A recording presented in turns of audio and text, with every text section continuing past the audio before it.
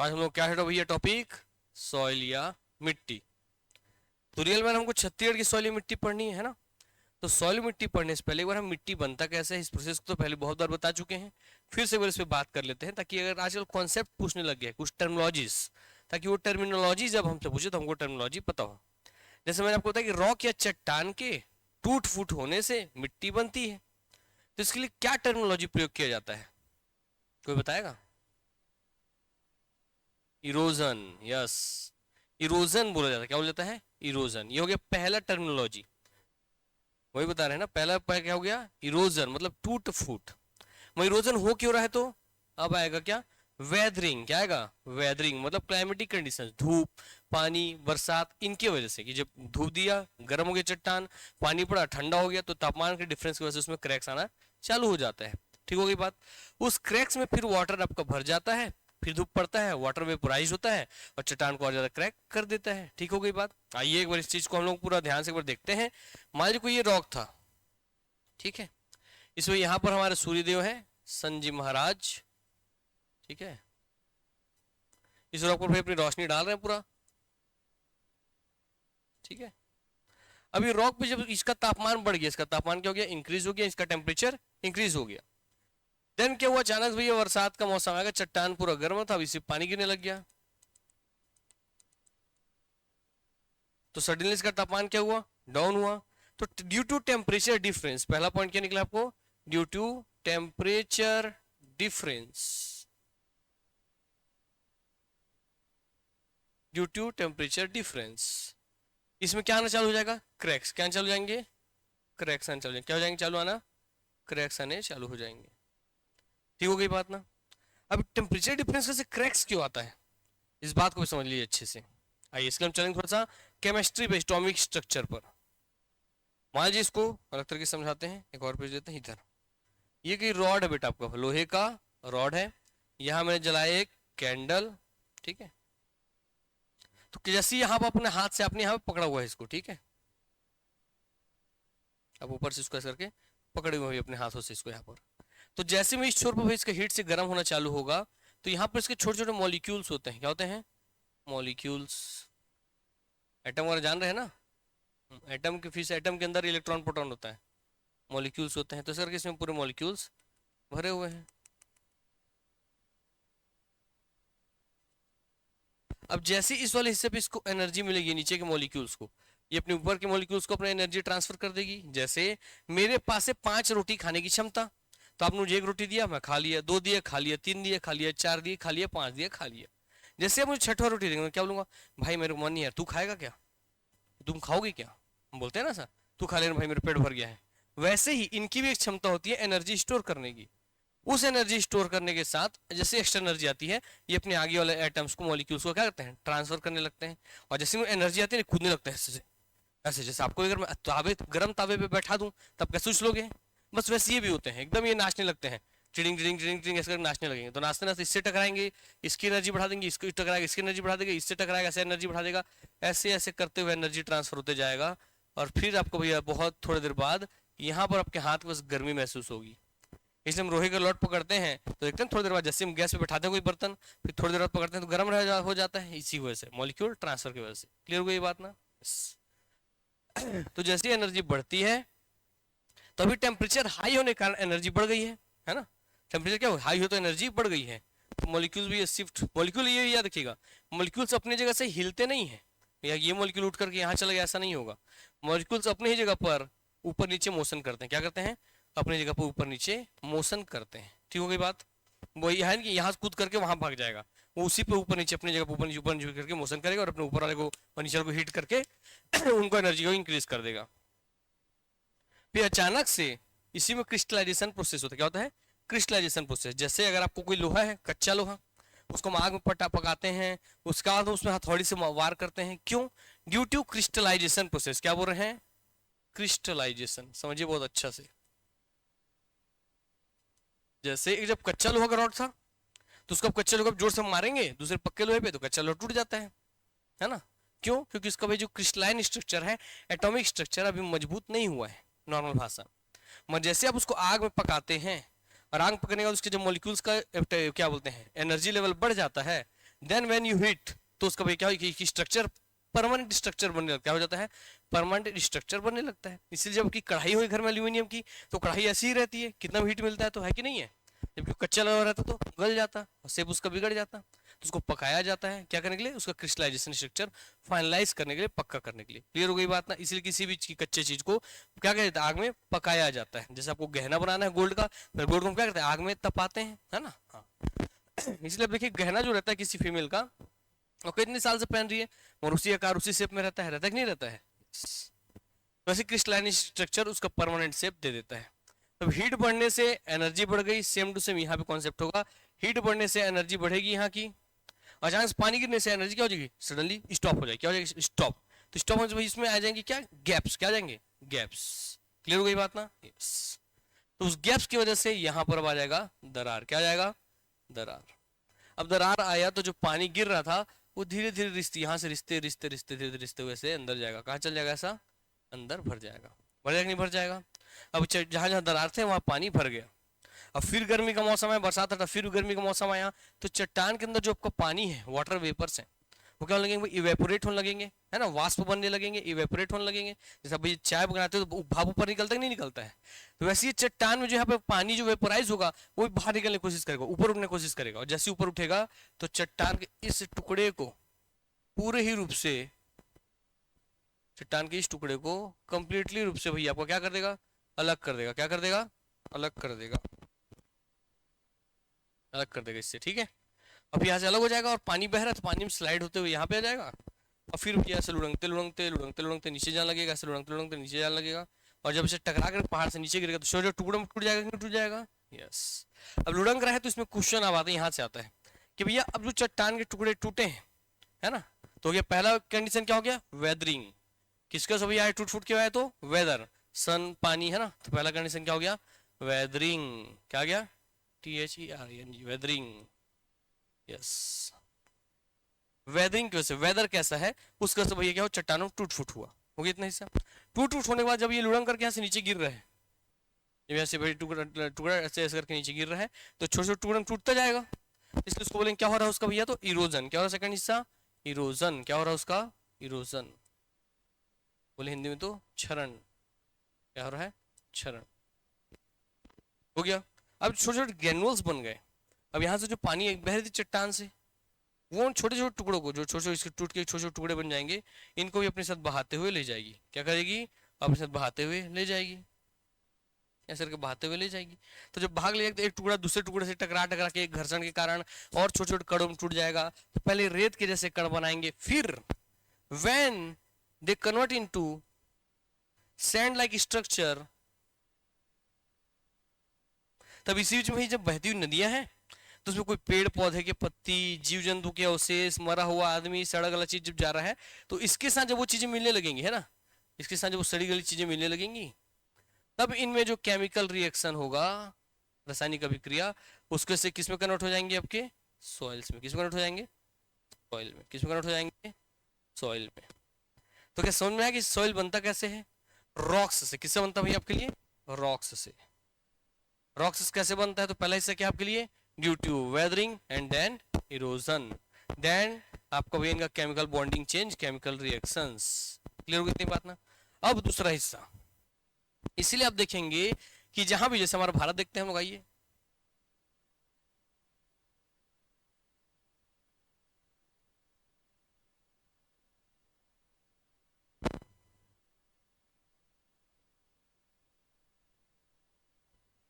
जब हम भारत अपने देखेंगे तो हम देखते हैं सर यहाँ से अपनी गंगा नदी निकल रही है, वैसे इसमें जा रही है बंगाल खाड़ी में, है ना, बांग्लादेश होते हुए बंगाल खाड़ी में ये चल जाएगी।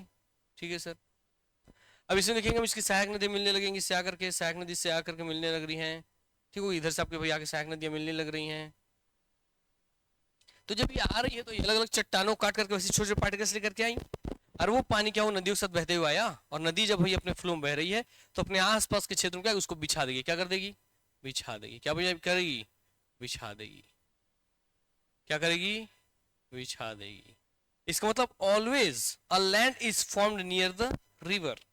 कभी भी जो जमीन, मैदान है, मैदान हिस्सा, जैसे पहाड़ हिस्सा होता है मैदान जिसमें हम खेती करते हैं, तो मैदान हमसे कहाँ पाया जाएगा, नदियों के बेसिन में। कहाँ पाया जाएगा, नदी के बेसिन, रिवर बेसिन में। कहाँ पाया जाएगा? रिवर बेसिन में। कहाँ खोए हुए हैं? समझ नहीं आ रहा है? चलिए ठीक है, क्या है शुभ नाम? ठीक है जगेश्वर, आपका भी स्वागत है भाई, आज दो दो नए लोग आए हैं ना। चलिए क्लियर हो गई बात नहीं है? तो इसका मतलब ये कॉन्सेप्ट है कि हमेशा मैदान या लैंड कहाँ पे बसता होगा, कहाँ बनता होगा? नदियों के बेसिन में। कहाँ पर? रिवर बेसिन में। इसका मतलब दूसरा इससे बड़ा चीज आएगा कि नदियों के बेसिन में अगर मैदान बन रहा है तो आदमी के जीने के लिए तीन मूलभूत चीजें चाहिए: रोटी, कपड़ा और मकान। क्लियर हो बात? इसमें सबसे पहला चीज क्या है? रोटी। तो रोटी के लिए देखिए, मैदान में ही आप खेती करेंगे तो अनाज आएगा जिसको आप खाएंगे, और वही नदी के पानी से क्या करेंगे? प्यास बुझाएंगे। वहीं से भैया उसी पानी से लेकर के अपना घर का दीवार खड़ा करेंगे, उसी पानी से अपना कपड़ा धोएंगे। इसका मतलब पूरे दुनिया में हमेशा वहीं पर मानव सभ्यताओं का विकास होगा जहां पे क्या हो? एक नदी हो।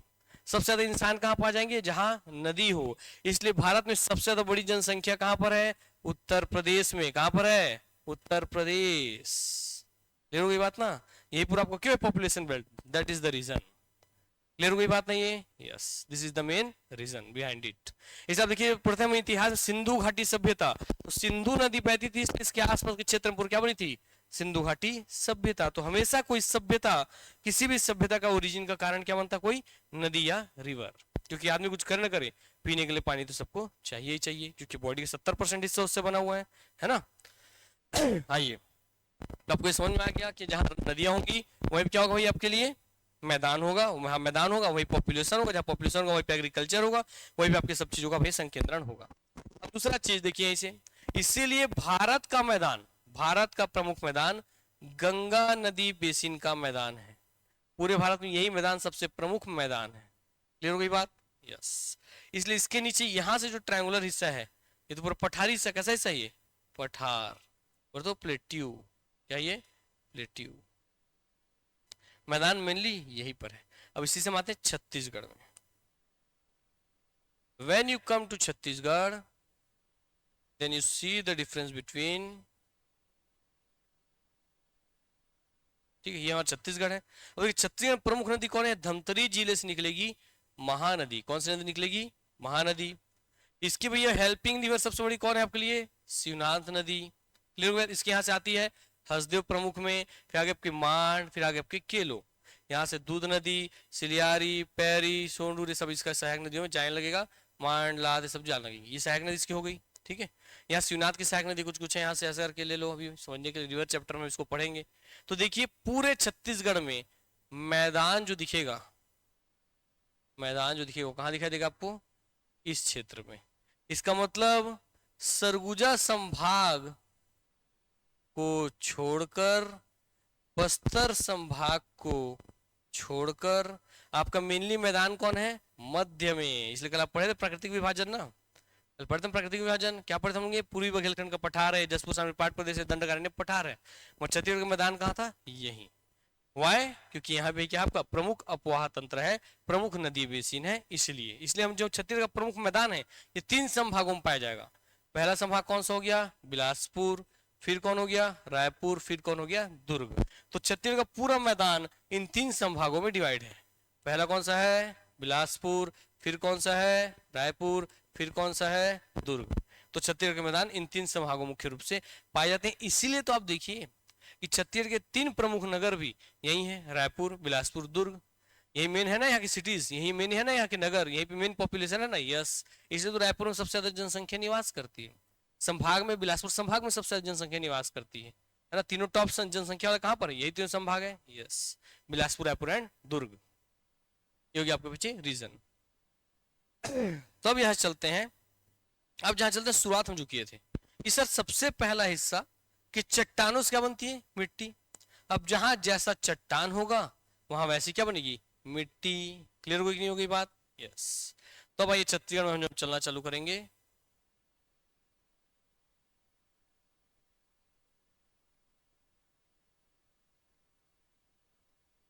क्लियर हो गई बात है?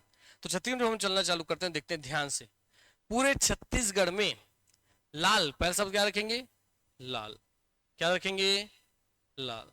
पूरे छत्तीसगढ़ में टोटल 5 प्रमुख प्रकार की मिट्टियां पाई जाती है। कितनी प्रकार पाई जाती हैं? 5। There are 5 types of soils. कितने टाइप्स ऑफ सॉइल्स?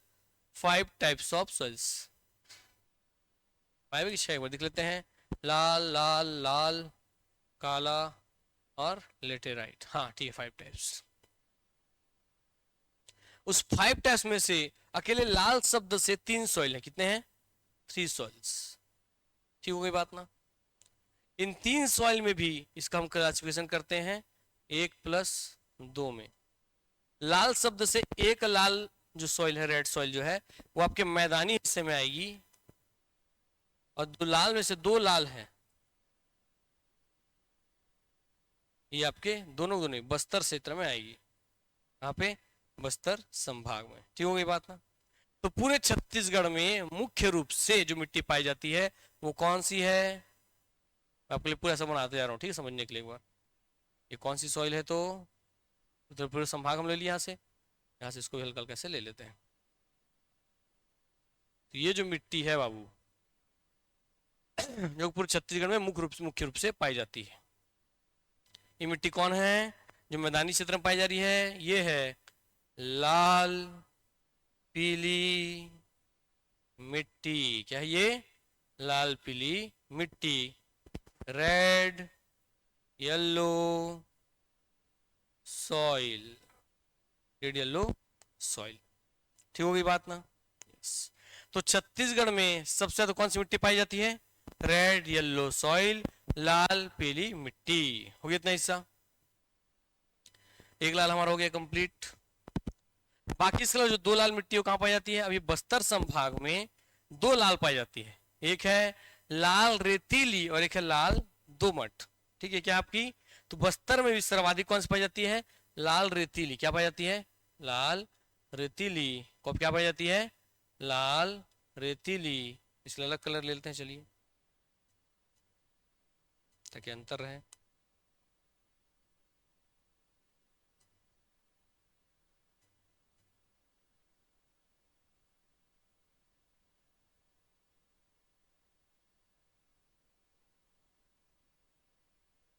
ये कौन सी है आपकी?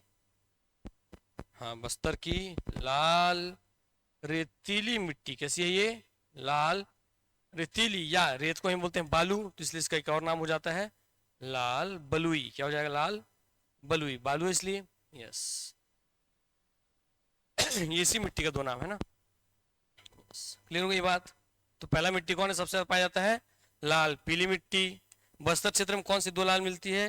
हाँ जी, लाल रेतीली या लाल बलुई मिट्टी। और एक और लाल बच गई यहाँ पर अपने बस्तर क्षेत्र में,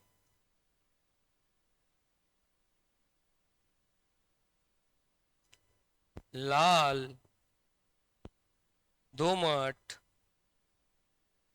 मिट्टी। क्या बच गई? लाल दोमट मिट्टी। हो गया।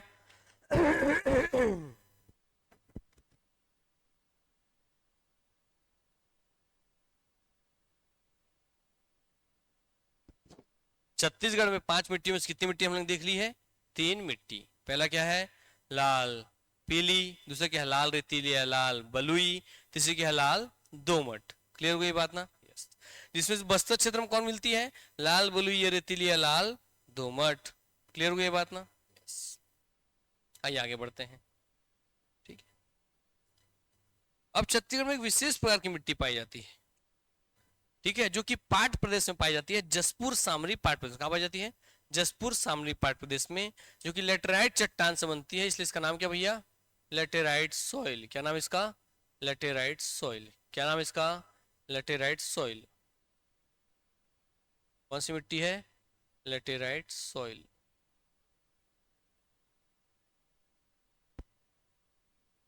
क्या मिट्टी का नाम? लेटेराइट सॉइल या मिट्टी। हो गया इतना हिस्सा। अब ये जो मिट्टी है, ये भैया उपजाऊ नहीं, मतलब खेती वेती के लिए उपयोग नहीं होती, मगर बागवानी के लिए बहुत अच्छी है ना। ये मिट्टी का वो क्या पानी पड़ पड़ के कठोर हो जाता है, जैसे पानी पड़ेगा ना, सूखने में एकदम पत्थर से हार्ड हो जाता है। इसलिए इसका निर्माण ईटा बनाने के लिए, ईट निर्माण के लिए, भवन बनाने के लिए, बिल्डिंग्स बनाने के लिए इसका उपयोग किया जाता है। तो पूछेगा छत्तीसगढ़ किस मिट्टी का उपयोग ईट निर्माण के लिए, भवन निर्माण के लिए, बिल्डिंग्स फॉर्मेशन के लिए करते हैं? तो लेटेराइट मिट्टी। अब ये इतना हार्ड क्यों होता है? क्योंकि इसमें पानी पड़ती है। अनउपजाऊ क्यों है, इसमें खेती क्यों नहीं होती? क्योंकि किसी भी मिट्टी का जो ऊपरी लेयर होता है ना, सब top most layer of the soil, वही उपजाऊ होती है। क्लियर होगी बात? और इसका जितना ऊपरी लेयर है, क्योंकि जसपुर में सबसे ज्यादा औसत वर्षा होती है, तो इसकी मिट्टी का ऊपरी लेयर बह के निकल जाता है, तो पूरा उपजाऊपन खत्म हो जाता है। इसलिए भैया अनुपजाऊ मिट्टी में से है, इसलिए इसको हम लोग खेती के लिए उपयोग नहीं करते। किस लिए उपयोग करते हैं? बागवानी के लिए। तो जो मिट्टी का ऊपरी लेयर पानी से बह करके बह गया, इस प्रोसेस को बोलते हैं लेटेराइजेशन। क्या कहते हैं इसे? लेटेराइजेशन। तो erosion of the laterite soils top most layer is known as laterisation. किसी लेटेराइट मिट्टी की ऊपरी परत का पानी के प्रवाह में बह जाना क्या कहलाता है? लेटेराइजेशन कहलाता है। ठीक हो गई बात? यस। अब चौथी मिट्टी हम देखेंगे। वो भैया कौन सी मिट्टी आपकी? काली मिट्टी। कौन सी मिट्टी आपकी? काली मिट्टी। कौन सी मिट्टी है? काली मिट्टी। ब्लैक सॉइल, काली मिट्टी। क्या है ये? ब्लैक सॉइल, काली मिट्टी। कौन सी मिट्टी बताओ? ब्लैक सॉइल, काली मिट्टी। दिखाई देगा यहाँ पर, इसलिए सोलह नाम लिख दे रहे हैं यहाँ पर। ब्लैक सॉइल या काली मिट्टी। तो छत्तीसगढ़ में कुल कितने प्रकार की मिट्टियां पाई जाती है? प्रमुख रूप से 5 प्रकार की, जिसमें भाई लाल से शब्द कितने हैं? 3। पहला कौन है? लाल पीली मिट्टी। फिर कौन है? लाल बलुइया रेतीली मिट्टी। फिर कौन है? लाल दोमट मिट्टी। फिर कौन है? लेटेराइट मिट्टी। फिर कौन है? काली मिट्टी। क्लियर हुई ये बात ना? सबको पता चल गया इतना ना? यस। अब इस पांचों मिट्टी में से सबसे ज्यादा बड़े क्षेत्रफल में कौन सी मिट्टी पाई जा रही है आपके लिए? लाल पीली मिट्टी। तो ये पाई सबसे ज्यादा क्षेत्र में रही है, खेती भी सबसे ज्यादा इसी में हो रही है, मगर सबसे ज्यादा उपजाऊ नहीं है। सबसे ज्यादा क्षेत्रफल में मैक्सिमम एरिया में कौन सी मिट्टी पाई जा रही है? लाल पीली मिट्टी। मगर मैक्सिमम उपजाऊ, मैक्सिमम भैया आपका फर्टिलिटी रेट किसका है? सबसे ज्यादा उत्पादक कौन है? तो काली मिट्टी। क्लियर हो गई बात ना? यस। तो जो काली मिट्टी है भाई का करके विशेषता थोड़ा थोड़ा जानते चलते हैं, ठीक है? तो जो काली मिट्टी है, ये फर्स्ट नंबर का, ये फर्स्ट नंबर भाई सब क्या है? सबसे ज्यादा उत्पादकता इसी की है। बोले तो प्रोडक्टिविटी। यानी मतलब क्या होता है प्रोडक्टिविटी? यही समझाते हैं कि अगर मैं 1 एकड़ का खेत लेता हूं लाल पीली मिट्टी का, और 1 एकड़ का ही मैं खेत लेता हूं किसका? काली मिट्टी का, दोनों में समान बीज समान पानी सब चीज डालता हूं, तो इसमें 1 एकड़ से मुझे अगर 30 क्विंटल धान मिलेगा, तो यहाँ से मिलेगा मुझे भैया 20 क्विंटल। क्लियर हो गई बात ना? तो क्यों ऐसा हो रहा है? क्योंकि इसकी क्या उत्पादकता ज्यादा है, इसमें मिनरल्स ज्यादा है, इसकी फर्टिलिटी रेट ज्यादा है। क्लियर हो गई बात? तो आखिर क्यों है ज्यादा? अब ये तो पढ़ लेते हैं लोग, बच्चे रट भी लिए और इतना पढ़ा के निकल जाते हैं, मगर अब हम कारण तक पहुंचेंगे क्यों ज्यादा है। तो आइए अब हम पांचों मिट्टी के प्रकार को पढ़ना चालू करेंगे। तो सबसे पहले किसको पकड़ेंगे? लाल पीली मिट्टी को। किसको? काली मिट्टी। किसको पकड़ेंगे सबसे पहले भैया? काली मिट्टी को। दूसरा कलर ले लो।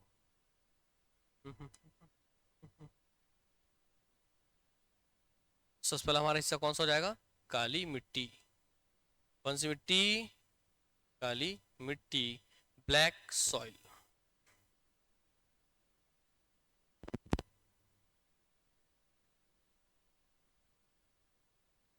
कितना हो गया? अब वो ध्यान समझने के बाद, पहला शब्द सर काला, दूसरा सर मिट्टी। तो काला आखिर है क्यों? इसलिए काला है क्योंकि इसमें पाया जाता है एक आपका भैया क्वालिटी। क्या है वो? उसका नाम है फेरिक और टाइटेनियम। क्या पाया जाता है? Ferric, titanium. तो फेरिक टाइटेनियम का इसका कलर कैसा हो जाता है?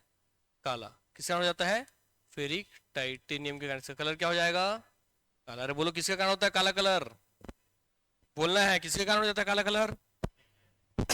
बोलिए जोर से, किसके कारण? किसके कारण? हाँ, आइए। लिखने के लिए परेशान मत हो, बुक जो आपको मिला है सब है उसमें, है ना? जो बुक मिलेगा ना, एडमिशन हो गया? हाँ, तो एडमिशन हो तो मिलेगा आपको बुक, ठीक है? एडमिशन होगा जिनका भी, उनको बुक मिलेगा, उससे चिंता मत करो, सब बुक में दिया हुआ है, ठीक है? मिला है ना उसमें? रिटर्न मिल गया ना? यस। तो लिखने में ध्यान मत दीजिए, क्योंकि आपका वनडे एग्जाम है, तो यही याद करने में ध्यान दीजिए। मैक्सिमम चीज यहाँ स्टोर कीजिए, ठीक है? और नहीं मिलेगा जिसको भैया, तो मार्केट से ले लेना अर्जुना का बुक, है ना? मगर लिखने से ज्यादा दिमाग उड़ा लीजिए, क्योंकि एग्जाम में बात बहुत गहराई से रखिए, मैं सबको बोलता हूँ। जब आप एग्जाम में जाएंगे तो ना आपके साथ आपका बुक जाएगा ना कॉपी जाएगा। आप भले सोने के अक्षर से क्यों ना लिखे रहो अपना कॉपी, आपके लिए अपना ब्रेन और एक पेन लेके जाते हैं एग्जाम में। इसका मतलब मैक्सिमम चीज कहाँ होना चाहिए? आपके ब्रेन में, क्योंकि जो यहाँ है वही वहाँ पेपर में निकलेगा। इससे ज्यादा चीज कहाँ डालने की कोशिश करना है, ब्रेन में। क्लियर हो गई बात नहीं है? चलिए बाकी मेरे बोलते बोलते लिख सकते हैं, लिखिए, मगर ध्यान से नहीं हटना चाहिए। आइए, तो पहला हो गया काला कलर, क्यों हमने पहले भी बता दिया भैया। आइए दूसरा हिस्सा, काली मिट्टी। तो छत्तीसगढ़ थोड़ा विशेष कर हम समझते हैं, कहाँ पे मुख्य रूप से पाया जाता है, ठीक है बात। तो यहाँ पर भैया आपका सतपुड़ा, भारतीय स्तर पर सतपुड़ा पर्वत श्रृंखला आती है। कौन सी आती है? सतपुड़ा पर्वत श्रृंखला आती है।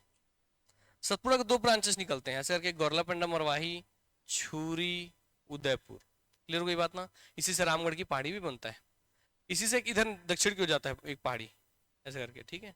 इसका नाम क्या भैया? मैकल पर्वत। क्या नाम है इसका? मैकल पर्वत। क्या नाम है इसका? मैकल पर्वत। इसी पे आपका राजनांदगांव का डोंगर का बमलेश्वरी माता का मंदिर है। क्लियर हो गई बात नहीं है? यस, मैकल पर्वत के ही हिस्से पर। तो यहाँ पर आपका जो कबीरधाम वाला क्षेत्र है, सबसे ऊपर पड़ता है कबीरधाम हमारे यहाँ पर, कबीरधाम वाला क्षेत्र। तो पहाड़ी का कॉन्सेप्ट समझिए, अगर ये पहाड़ है कोई और इधर से कोई बादल आ रहा है, वो ध्यान से कॉन्सेप्ट समझाना, सोचते चलिएगा, कॉन्सेप्ट डेवलप होने बहुत समय लगता है, ठीक है।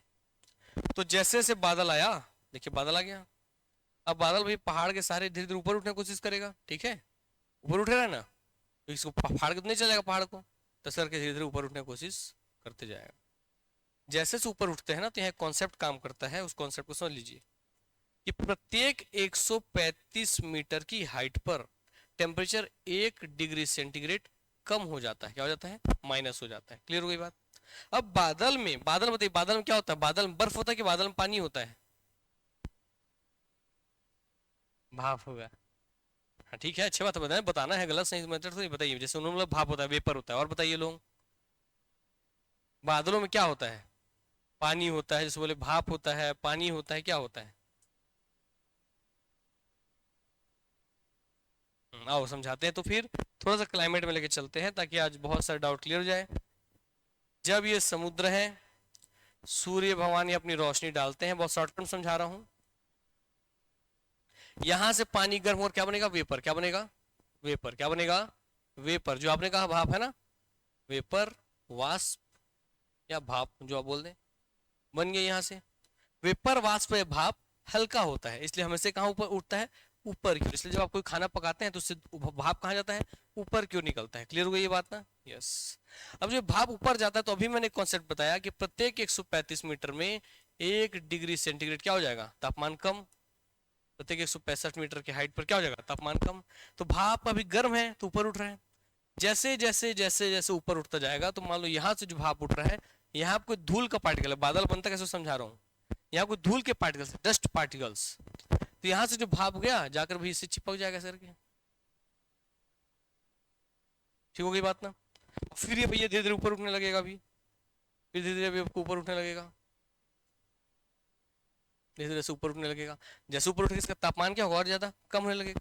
तो बताइए, अगर भाप, अगर आप खाना बनाते हैं और खाना बनाकर खाने को ढक्कन से ढक देते हैं, तो जो भाप निकल रहा था वो ठंडा होने का, जब आप उठा ढक्कन देखते हैं तो भाप रहता है, नीचे पानी बन जाता है, पानी बन जाता है। इसका मतलब जैसे से ऊपर उठ रहा है और टेम्परेचर डाउन हो रहा है, क्योंकि पानी कब बना? क्योंकि आप खाना ढक दिए, तो ठंडा होने के कारण, ठंडा होने के कारण बना ना। यस एग्जैक्टली, आप ऊपर उठ रहे हैं और टेम्परेचर डाउन हो रहा है, तो जो भाप है वो किस में कन्वर्ट हो जाएगा? इसमें कन्वर्ट हो जाएगा? पानी में। तो बादल में क्या होगा? पानी नहीं। आगे बढ़ते हैं, फिर ये और ऊपर उठते चला जाएगा। क्लियर हो गई बात? और फिर और ऊपर उठेगा तो पानी और ठंडा होकर क्या बनता है? बर्फ।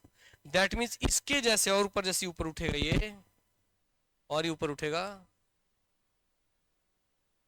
ये और ऊपर उठेगा, तो ये ठंडा होकर के बर्फ के क्रिस्टल्स का निर्माण कर देगा। किसके क्रिस्टल्स निर्माण कर देगा?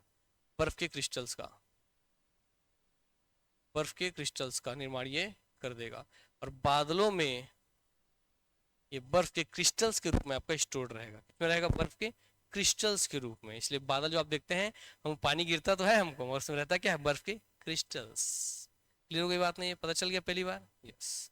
आइए, तो सर फिर पानी कैसे बनता है? क्योंकि जैसे ही मैंने आपको आते हैं फिर से वापस, अब जैसे ही बादल जा रहा था, धीरे धीरे ऊपर उठता जा रहा था, ऊपर उठता जा रहा था, तो उसमें ठंड और बढ़ती जाएगी। ठंड हो तो क्रिस्टल्स आपस में चिपकते जाएंगे, चिपकते जाएंगे। ठंड में क्या होता है? ठंड लगता तो हम क्या, दो चार आदमी पकड़ते हैं, एक साथ चिपक जाते हैं, है ना? ठंडा लगता तो जैसे आपको मैं रूम में आग लगा दूं, तो आप पास पास बैठोगे, दूर दूर बैठोगे, दूर दूर, और ठंड बढ़ा दूं तो पास पास। क्लियर हो गई बात ना। वैसे ही जैसे ऊपर उठता चला जाएगा बादल, पहाड़ के साथ ऊपर उठता जा रहा है, तो टेम्परेचर और डाउन होता जाएगा, बर्फ और पास आते जाएंगे, और बर्फ क्रिस्टल क्या हो जाएंगे, भारी हो जाएंगे। क्या हो जाएंगे, भारी। भारी होने के कारण भैया बादल क्या करेगा, हाँ जा नीचे गिरो, क्या बोलेगा, जाओ नीचे गिरो, क्या बोलेगा, जाओ नीचे गिरो, निकलो मेरे से, मुझे आगे जाओ, आगे बढ़ना है, निकलो मुझसे। ऐसे जब इनको गिराएगा तो यहाँ जो आपका वायुमंडल, जो आपका वायु है, वातावरण के साथ जब पानी वो बर्फ के क्रिस्टल नीचे गिरेंगे तो भाई इनमें क्या होगा, घर्षण, क्या होगा, फ्रिक्शन। और फ्रिक्शन के कारण भाई ये पानी क्या होगा, गर्म हो जाएगा, बर्फ क्रिस्टल गर्म होंगे, और बर्फ गर्म होकर क्या बनता है, पानी। इसलिए आपको भाई धरती में जब मिलते समय क्या दिखाई देता है, वो पानी, क्योंकि जब आसमान से आ रहा है तो फ्रिक्शन होते हुए आ रहा है, इसलिए क्या हो जाता है, उसमें पानी में वो कन्वर्ट हो जाता है। मगर due to sometimes when your climates are cold, आपका क्लाइमेटिक कंडीशन ही पूरा ठंडा है, क्लाइमेट क्या है, पूरा ठंडा है, तो जो इतना बड़ा बर्फ का क्रिस्टल गिरा था वो गलते गलते गलते गलते गलते गलते गलते गलते इतने बड़े ओले के रूप में आपके जमीन पे गिरता है, तो ओलावृष्टि आप देखे होंगे। यस। मगर आज तक आसमान से ओला गिरने वैसे किसी को मरते देखे हो, नहीं। मगर विदेशों में पूरा पूरा घर टूट जाता है, लोग मर जाते हैं, पूरा पूरा कार वार सब फाड़ करके बर्फ घुस जाता है। क्यों, क्योंकि पूरा ठंडा प्रदेश है। तो गलती से कभी वहां बादल बन गया, और बादल से जब बर्फ का क्रिस्टल गिरना चालू हुआ तो पूरा टेम्परेचर, तापमान क्या था, लो था वहां का, ऐसे ही ठंडा प्रदेश है, वो बर्फीला एरिया। तो जो बर्फ क्रिस्टल इतना बड़ा था, वो गलते गलते इतना बड़ा होता है, 5-7 किलो का आके घर में गिरता, तो घर का छज्जा फोड़ के अंदर आदमी सोया था, गिरा मुंह पे, खत्म। हाँ, आदमी मस्त शहर चल रहा है, गिरा सर पे, काम खत्म, कार अंदर बैठा, कार गिरा, खत्म। ऐसी कंडीशंस भी आती हैं। इसका मतलब आप बहुत लकी हैं कि आप भारत में हैं, जहाँ ऐसे तो मौत नहीं होता कम से कम, है ना।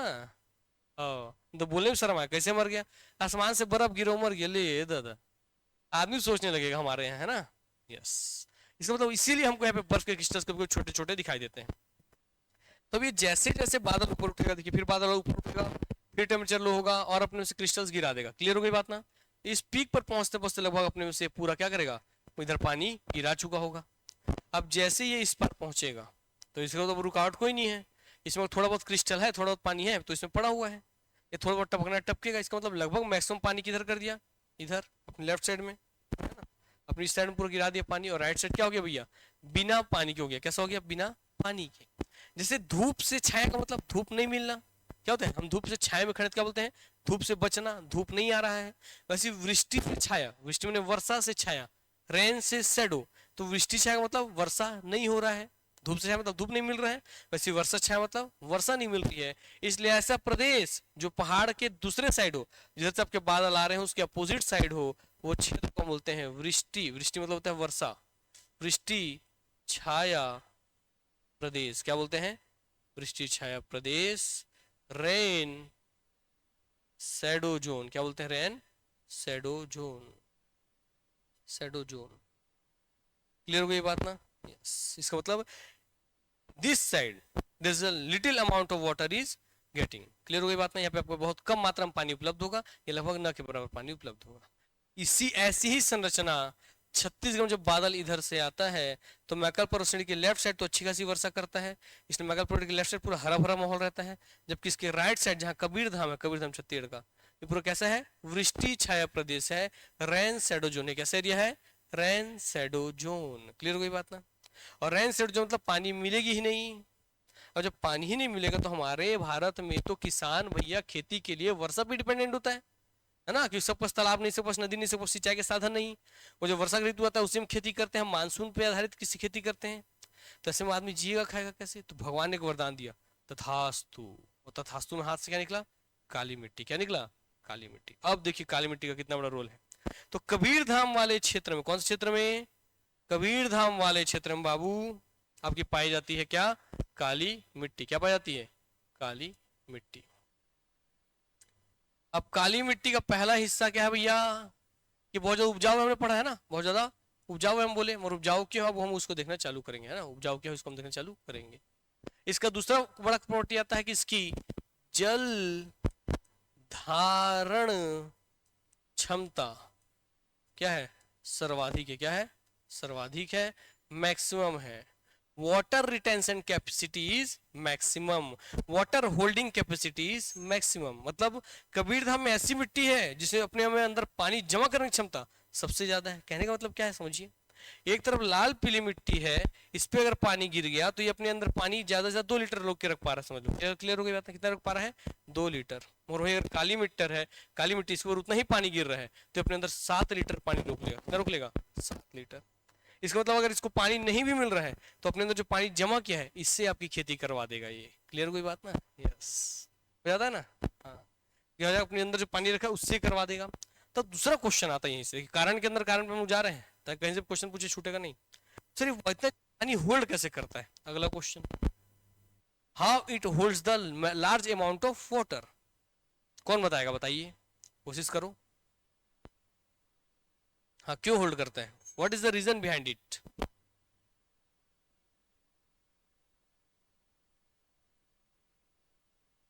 मॉइस्चर तो मतलब पानी होल्ड कर रहा है, उसी से मॉइस्चर है। वो ज्यादा क्यों होल्ड कर पा रहा है, मैटर ये है। जैसे मेरे पास 5 लीटर का थैला है, 5 लीटर का बैग है, मैं 5 लीटर उस पानी डालूंगा। मेरे पास 10 लीटर का बैग है, मैं 10 लीटर पानी जमा करूंगा। तो क्यों 10 लीटर कैसे जमा कर पा रहा है वो? उसका थैला बड़ा है क्या?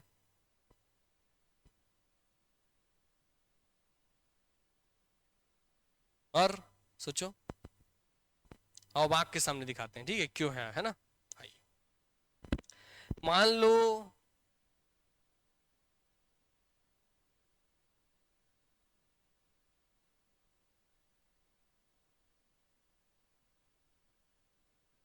ये कोई भी एक मिट्टी का टुकड़ा है, ठीक है, जिसको मैंने एक से 4 छुट्टे उसको एक से जोड़ के बनाए हैं। अभी जब मैं इसमें पानी का बौछार डालता हूँ, बहुत ध्यान समझना इस चीज को। अभी जब मैं इसमें पानी का बौछार डालूंगा तो इसका ये वाला सरफेस पानी रोकेगा, अपने में जमा करेगा। इसका ये वाला सरफेस अपने में पानी जमा करेगा। इसका ये वाला सरफेस अपने में पानी जमा करेगा, है ना?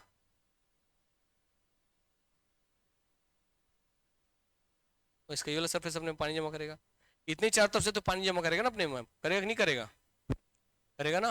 यस। तो अभी इस मिट्टी के टुकड़े ने, अभी इस मिट्टी के टुकड़े ने कितने जगह से पानी लिया भैया? 4 सरफेस से। कितने सरफेस से? 4 सरफेस से पानी जमा किया।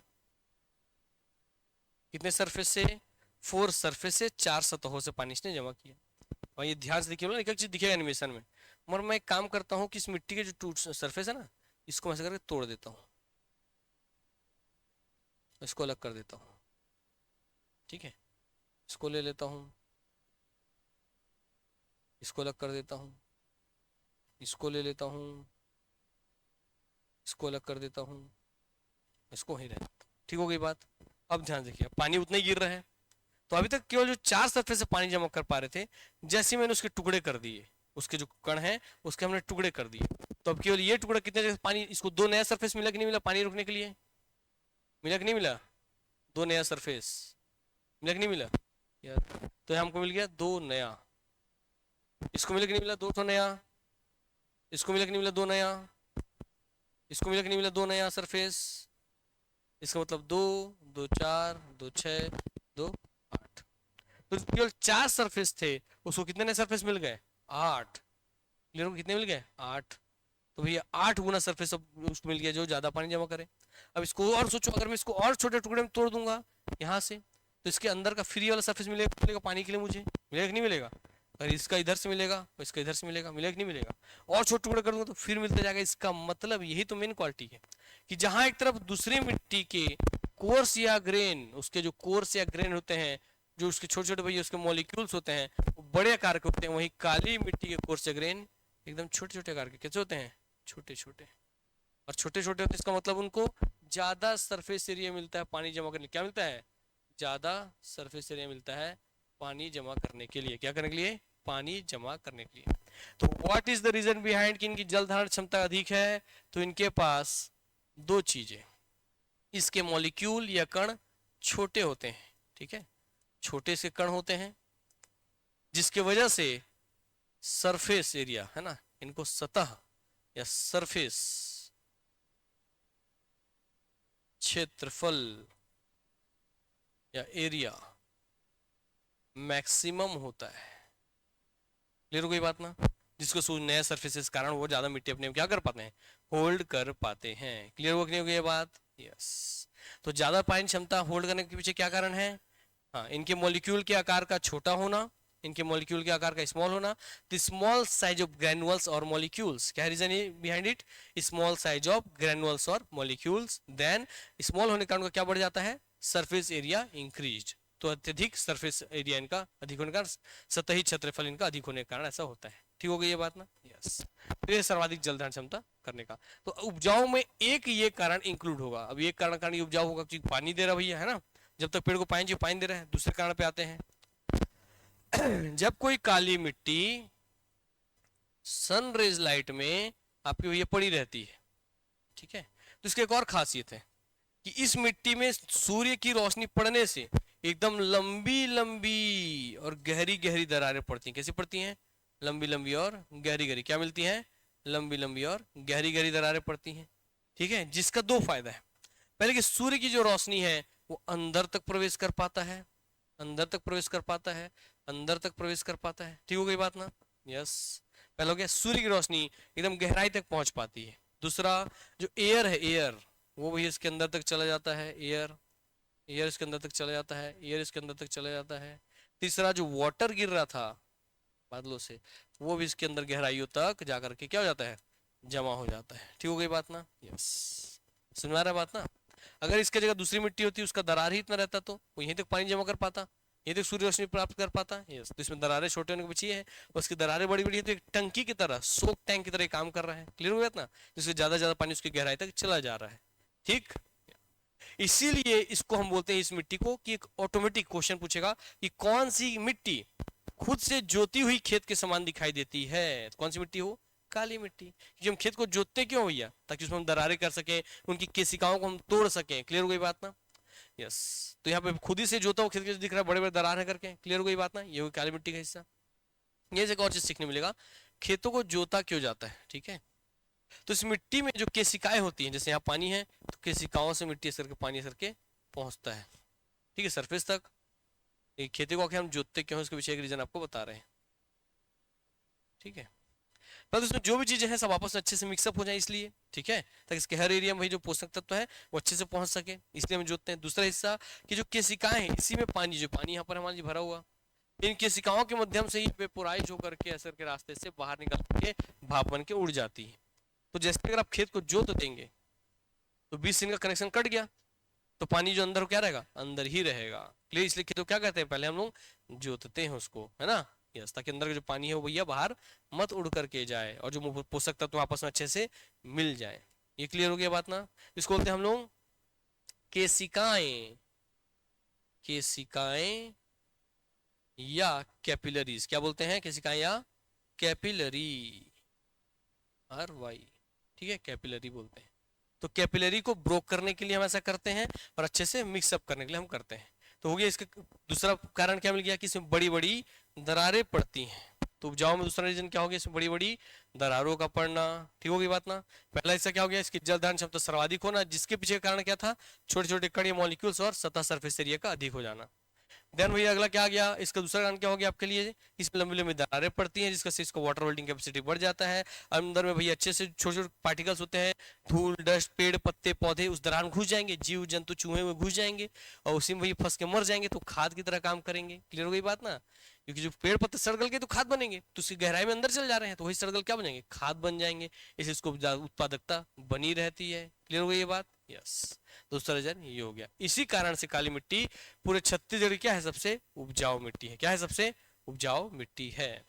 क्लियर हो गया ना बात, क्या इसमें कोई रटना पड़ा आप लोगों को, यस, नहीं पड़ा। मगर नहीं पढ़ाते से फैक्ट रटाते, उपजाऊ सबसे अधिक है, जल धारण क्षमता सर्वाधिक है, तो रटना पड़ता। तो हमारे मिट्टी वाले चैप्टर में जो हम देख रहे हैं,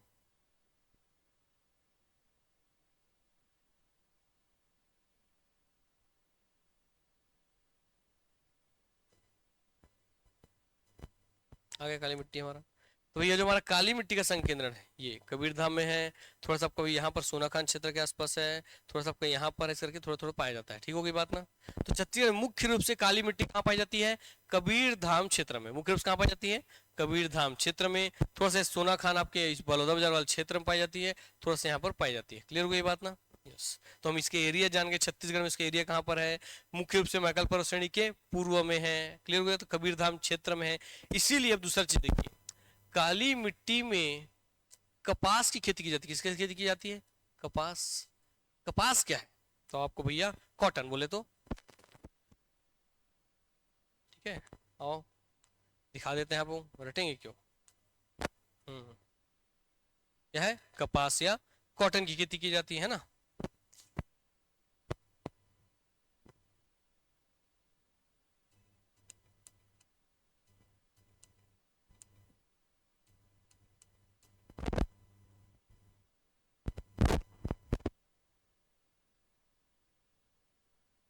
ये रहा कपास या कॉटन की खेती। क्लियर हो गई बात?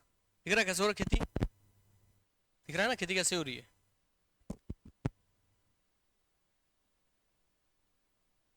ठीक।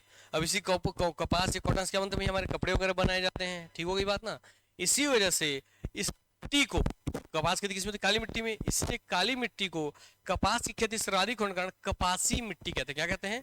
कपासी मिट्टी या कॉटन सॉइल कहते हैं। क्या कहते हैं? कॉटन सॉइल या कपासी मिट्टी। तो ब्लॉक सॉइल का एक नाम क्या हो गया?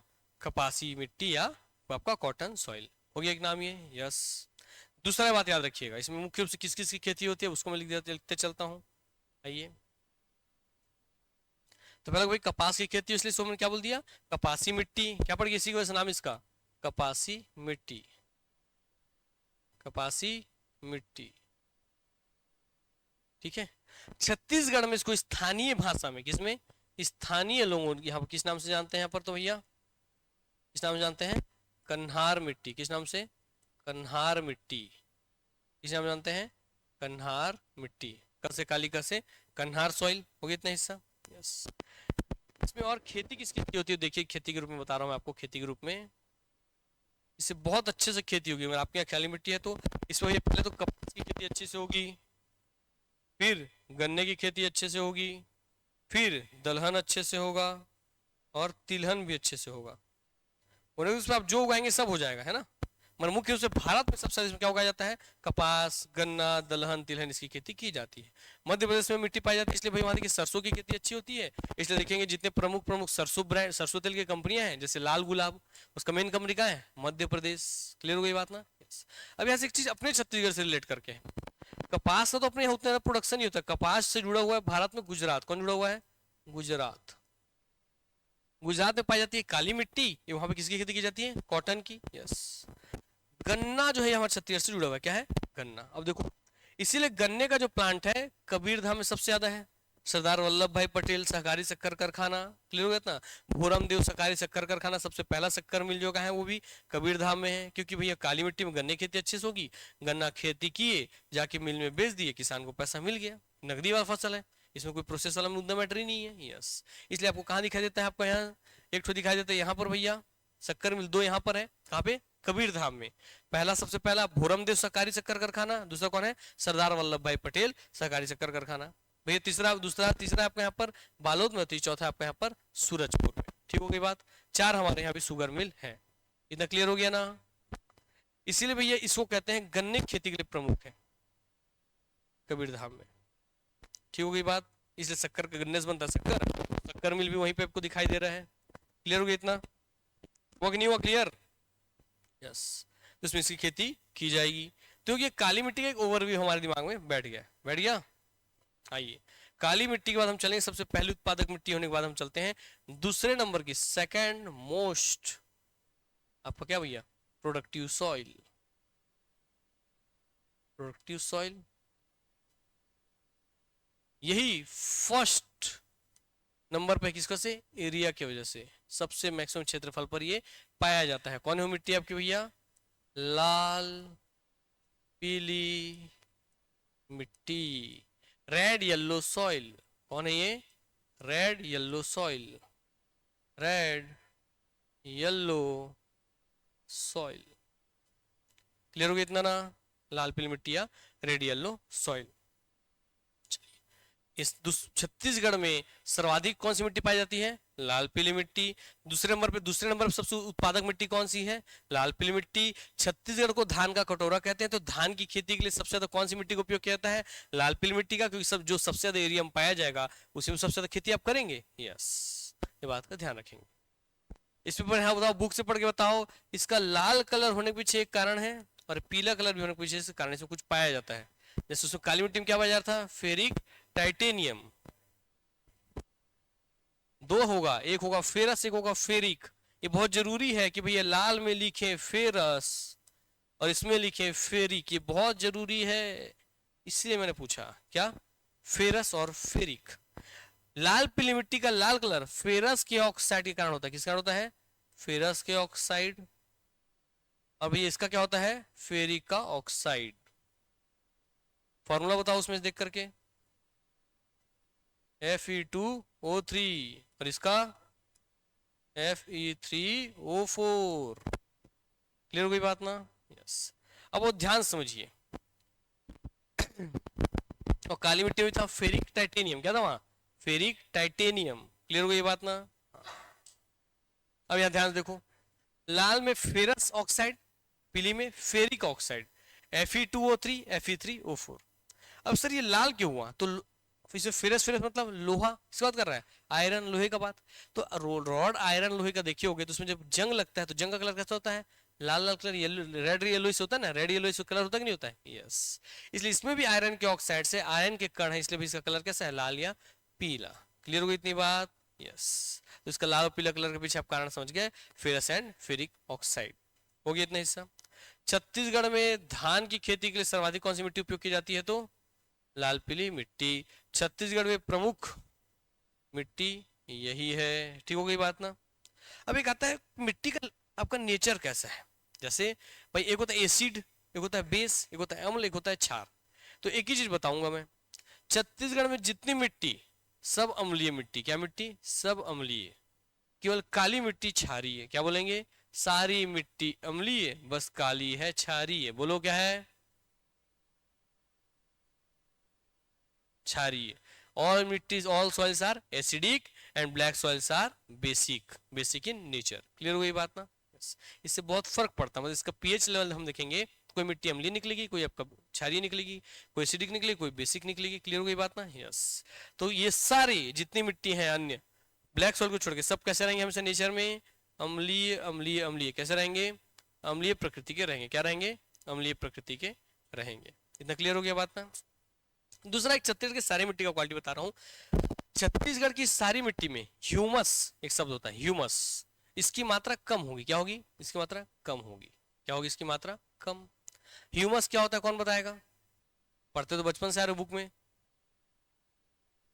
हाँ बोलिए, एक बार आप बोलिए।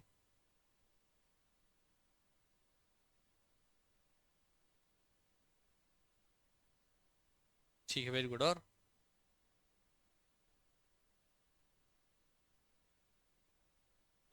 ह्यूमस का मतलब कि मिट्टी में जो भी सड़े गले पदार्थ आपके जा करके मिल जा रहे हैं, ठीक है। चाहे पेड़ पत्ते क्या, उससे जैसे आप पेड़ है, ऐसे कर खड़ा है पेड़, उसके कुछ पत्ते झड़ के नीचे गिर रहे हैं ना, तो उसके सरफेस से आप देखेंगे वहीं पर पत्ते बड़े बड़े सड़ते हैं, वही सड़ गल करके फिर उसमें केमिकल रिएक्शन कन्वर्ट हो जाते हैं, फिर वहीं से भैया उनको कन्वर्ट कर देते हैं नीचे के बैक्टीरिया वगैरह, फिर से आपको पेड़ को मिल जाते हैं, फिर से पेड़ नया पत्ता निकालता है उसके दम पे। तो साइकिल चलते रहता है, इसलिए इस प्रकार से पेड़ अपने आप को जिंदा रखता है। क्लियर हो गई बात ना। आप सोचें कभी कि जो जंगलों में जो पेड़ है उनको जाकर कोई खाद नहीं दे रहे हैं, फिर इतने समय तक जिंदा क्यों है, जस्ट बिकॉज ऑफ, क्योंकि वो खुद से अपना खाद बना ले रहे हैं, खुद से अपना पेड़ पत्ती टहनी वहनी फल वल सब गिरा रहे हैं। तो जो जो चीज से फल के मिट्टी नीचे गिरा, फिर वो मिट्टी मिल गया, फिर वो आगे एक नया फल बनाने के लिए। क्लियर हो गई बात ना। तो ऐसे जितने भी उस प्रोडक्ट से उस पूरे ट्री का लाइफ चल रहा है, वो सारे प्रोडक्ट का रिसाइकलिंग जो होता है, तो जो सड़े गले पदार्थ है उसे क्या कहते हैं, ह्यूमस। क्या कहते हैं। छत्तीसगढ़ के सभी मिट्टियों में ह्यूमस की मात्रा कम क्यों है बताओ। क्योंकि हमारे यहाँ जितने प्रमुख रूप से जो जमीन है, लैंड्स है, इसमें उन्होंने ट्री को गायब कर दिया है। किसको गायब कर दिया है, ट्री को, पेड़ों को हमने गायब कर दिया है। क्लियर हो गई बात ना। तो भाई ऑटोमेटिक इनका रिसाइकलिंग होगा नहीं, और हम इसमें क्या डाल रहे हैं, केमिकल वाले खाद वाद सबको उपयोग करने लगे हैं, तो उसमें जीव जंतु थे वो भी मर जा रहे हैं कीटनाशक वाशक डालने से। इसलिए भी छत्तीसगढ़ सारी मिट्टी में क्या होगी, ह्यूमस की मात्रा क्या होगी, कम होगी। क्लियर हो गई ये बात ना, यस। एक मिट्टी का नहीं, सारी मिट्टी का बात है। इसका नेचर भी अम्लीय होगा, फिर काली मिट्टी का नेचर कैसा होगा, क्षारीय। इसका लिखते हैं यहाँ पर, काली मिट्टी का नेचर कैसा भैया आपके लिए, क्षारीय या बेसिक। काली मिट्टी के बारे में और एक चीज बताते हैं, इसको स्थानीय भाषा में कन्हार मिट्टी बोल दे रहे हैं ना, क्या बोलते हैं, कन्हार मिट्टी, कपासी मिट्टी। ठीक है, ठीक है, कन्हार आपका कपासी, कन्हार, अब इसमें एक और चीज पूछे, छत्तीसगढ़ में किस मिट्टी को शैम्पू सॉइल के नाम जानते हैं? किस नाम जानते हैं? Shampoo soil. तो कौन है ये? काली मिट्टी। क्योंकि काली मिट्टी का उपयोग महिलाएं जो अपने बाल धोने के लिए करती हैं, इसलिए शैम्पू सॉइल के रूप में किसे जानते हैं? तो हम लोग भैया किसे जानते हैं शैम्पू सॉइल के रूप में? काली मिट्टी को शैम्पू सॉइल।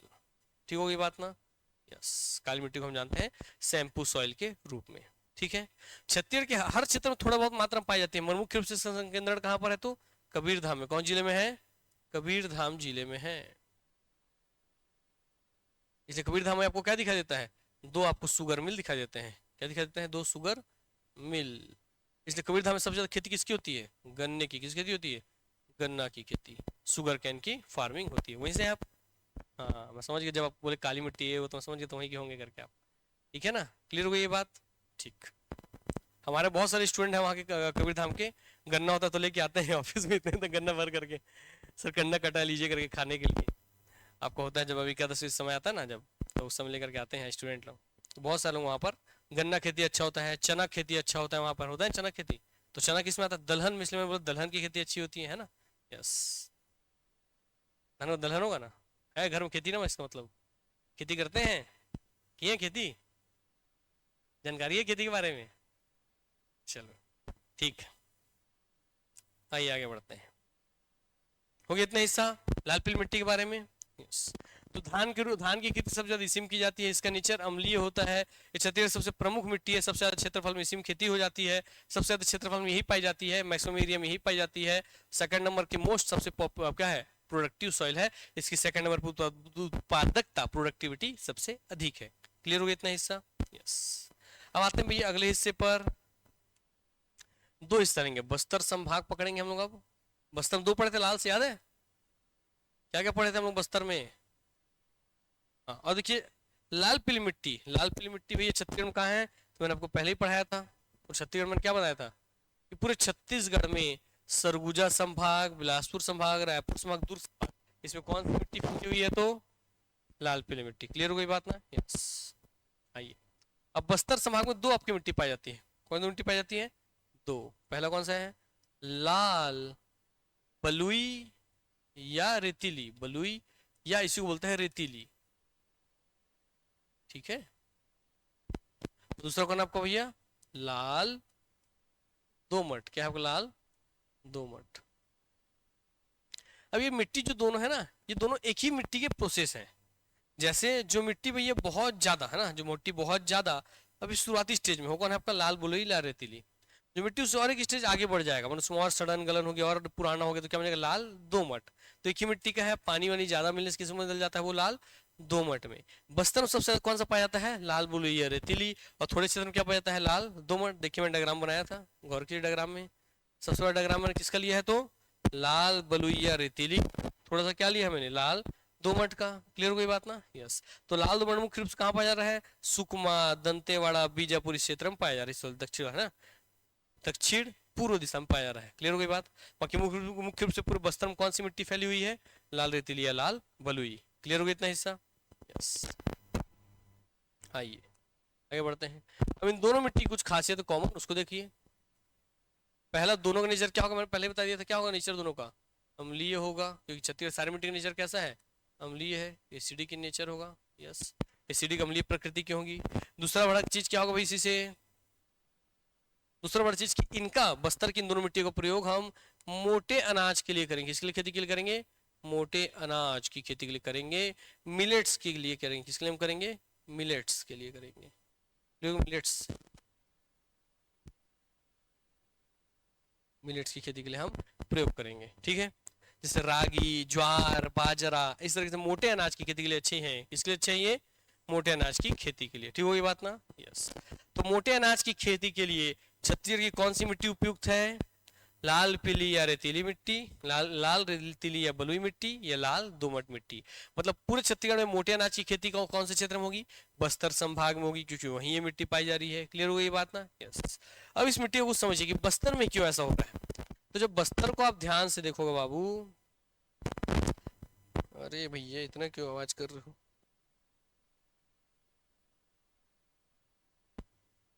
ठीक है।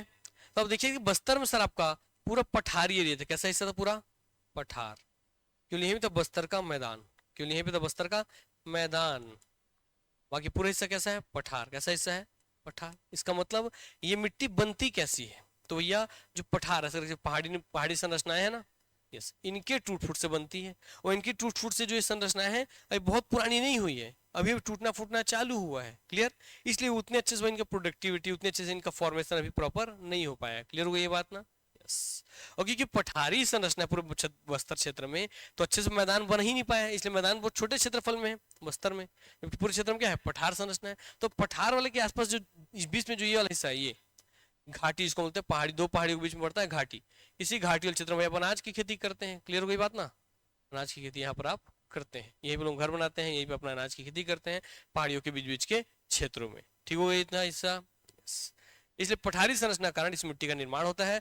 वहाँ बालू वालू के कण जैसे होते हैं, बड़े बड़े से कोर्स होंगे, ग्रेन इसके बड़े बड़े आकार के होंगे, इसीलिए इनका पानी होल्डिंग कैपेसिटी क्या होता है, कम होता है। क्या होता है इनका वाटर होल्डिंग कैपेसिटी, जल धारण क्षमता क्या होती है, कम। क्या होती है जल धारण क्षमता, क्या होती है भाई जल धारण क्षमता, कम। देखो एक बार उसमें पढ़ो कि किसकी जल धारण क्षमता कम है, बुक वाले पढ़ के बताओ। लाल बलुई और लाल दोमट में किसकी कम है, लाल दोमट की क्या है, सबसे कम। तो जहां काली मिट्टी की सबसे अधिक जल धारण क्षमता थी, वही लाल दोमट की सबसे कम जल धारण क्षमता है। इसकी भी कम ही है, मगर इससे भी कम किसकी है, सबसे कम किसकी है जल धारण क्षमता, लाल दोमट की। तो अब दो क्वेश्चन ऐसे निकल गया, सबसे ज्यादा किसकी है तो काली मिट्टी की, सबसे कम किसकी है तो लाल दोमट मिट्टी की। उसका उपयोग करते हैं हम लोग भैया कपास की खेती के लिए, गन्ने की खेती के लिए, इसका उपयोग करते हैं मोटे अनाज की खेती के लिए। मोटे अनाज के एग्जाम्पल क्या क्या है, ज्वार बाजरा मक्का रागी वागी ये सब हो गया है ना, यस, कोदो कुटकी। ठीक है, तो मोटे अनाज लिख देते हैं एग्जाम्पल, कुछ बोलो एग्जाम्पल बोलते चलो, बोलो भैया। ज्वार, ठीक है, बाजरा, कोदो, कुटकी, ठीक है, रागी, ये सब चीजों को हम प्रयोग इसका करते हैं। अब आजकल जब आप देखेंगे तो आजकल बहुत ट्रेंड चल चुका है। क्या ट्रेंड चल चुका है, मतलब अब आप जब अधिकारी बन के बस्तर में चले गए तो इसको समझिएगा बहुत गहराई से। आजकल ट्रेंड है कि जितने पढ़े लिखे वर्ग हैं ये आजकल खाना चाह रहे हैं मल्टीग्रेन आटा। क्या खाना चाह रहे हैं, मल्टीग्रेन आटा। मल्टीग्रेन मतलब बहुत सारे अलग अलग ग्रेन हो। और हार्ट अटैक के जो पेशेंट होते हैं उनको बोलते हैं कि आप मोटा अनाज का रोटी खाइए। क्या खाइए, मोटे अनाज का रोटी, मोटे अनाज का मोटा पिसा हुआ क्या खाइए, आटा का रोटी बना के आप खाइए, और एक मोटी रोटी बनाइए उसी को खाइए। क्लियर हो गई बात ना, चार पांच रोटी मत पता पता नहीं, मोटे अनाज का मोटा रोटी, मोटा पिसा हुआ आप खाइए, तो आपको हार्ट अटैक में बहुत आराम मिलता है, ऐसा बोलते हैं ना। इसमें मतलब अगर आप बस्तर जाओगे तो वहाँ के लोगों को आप सिखा सकते हैं कि क्यों ना हम भैया इस तरह से खेती करें, मिलकर के इसको हम पीसे पैकेजिंग वगैरह करें, ऑनलाइन भैया क्योंकि क्या पढ़ ले, ऑनलाइन एक प्लेटफॉर्म बनाए और रीसेलिंग आप चालू कर दिया ऑल ओवर छत्तीसगढ़ में, है ना, है ना। क्लियर हो गई कि नहीं बात, तो इससे आपने भाई एक नया वहां पे इंडस्ट्रीज डेवलप कर दिया, कितने सारे लोगों को आपने रोजगार दे दिया। क्लियर हो गई बात ना, यस। इस तरीके से आप जब अधिकारी, इसलिए आपको पढ़ाया भी जा रहा है, जब आप अधिकारी बने तो अपनी नॉलेज का प्रयोग करके आप उनको फायदा पहुंचा सके, जनता को। क्लियर हो गई बात, ये बात का हमेशा ध्यान रखिएगा। आइए चलिए, तो हो गया भाई इतना हमारा हिस्सा, ठीक है। अब हम चलते हैं किस पे, कौन सी मिट्टी बच गई हमारी, लाल पीली हो गई, काली हो गई, लाल दोमट लाल बलुई हो गई। अब लास्ट हमारा बचा कौन सा, लेटेराइट मिट्टी। कौन सा बचा, लेटेराइट मिट्टी, लेटेराइट मिट्टी, लेटेराइट सॉइल। हाँ, तो छत्तीसगढ़ मुख्य रूप से कहाँ पाया जा रहा था, डायग्राम में दिखाया था, कहाँ पाया जाता है भाई लेटेराइट सॉइल, आपको क्या दिख रहा है, जसपुर सामरी पाट प्रदेश में। कहाँ दिख रहा है, जसपुर सामरी पाट प्रदेश। तो आओ वापस चलते हैं। अब पाट प्रदेश क्या होता है, देखिए, पहाड़ तो ये हो गई, तो जो बस्तर पहाड़ या पठारी संरचना थी वहां तो लाल पीली लाल बलुई या लाल आपको दोमट मिल गई। मगर इसी को अगर भैया मैं ऐसा बनाता और ऊपर का ऐसा समतल कर देता, तो ये तो गया पठार या पहाड़, पठार या पहाड़। मगर ये क्या हो गया, पाट प्रदेश। क्या हो गया ये, पाट, मतलब किसी ने पाट दिया है, किसी ने इसको पाट के समतल कर दिया है। तो इसको परिभाषा में डिफरेंस क्या है, कि वे ऊपर उठी हुई मगर शंकुकार आकृति हो तो क्या कहलाता है, पठारी पहाड़। और ऊपर तो उठी है मगर ऊपर क्या हो, समतल सतह हो तो क्या कहलाता है वो, पाट प्रदेश। तो जसपुर कैसा है, ऊपर तो उठा है और ऊपर क्या है, समतल सतह। तो ऐसे जगहों पर कौन सी मिट्टी पाई जाती है, लेटराइट मिट्टी। अब देखिए बहुत ध्यान से, क्योंकि जसपुर में सर्वाधिक औसत वर्षा होती है। क्या होती है, सर्वाधिक औसत वर्षा। जब हम जलवायु पढ़ेंगे देखेंगे कि वहीं क्यों होती है, औसत वर्षा सबसे ज्यादा उस देखेंगे, मगर सबसे ज्यादा समझ लो जसपुर में सबसे ज्यादा औसतन सर्वाधिक वर्षा होती है। ठीक है, तो जब पानी बहुत ज्यादा गिर रहा है तो मिट्टी का जो ऊपरी लेयर है ना, ऊपरी लेयर, मिट्टी का ऊपरी लेयर है, ये पानी के साथ बह करके क्या हो जाता है, निकल जाता है। तो पानी के साथ भैया ये बहेगा और बह करके यहाँ से क्या होगा, फिसल करके निकल जाएगा। तो मिट्टी का सबसे उपजाऊ लेयर उसका ऊपरी लेयर होता है, क्योंकि उसी पत्ते उत्ते गिरते हैं, उसी पे ह्यूमस होता है, उसी पे खाद बनता है। समझ रहे हो बात ना, क्यों उपजाऊ है, क्योंकि उसी पे सब पेड़ पौधे सड़ गल रहे हैं ऊपरी वाली सतह पर ही। ठीक, अब वो तो बह के निकल गया। इसका मतलब ये कैसी है, अनुपजाऊ मिट्टी। कैसी मिट्टी है ये, अनुपजाऊ। छत्तीसगढ़ में अनुपजाऊ, छत्तीसगढ़ में अनुपजाऊ मिट्टी कौन है भैया, क्या बोलेंगे आप लोग, अनुपजाऊ मिट्टी कौन है, तो कौन है, लेटेराइट मिट्टी।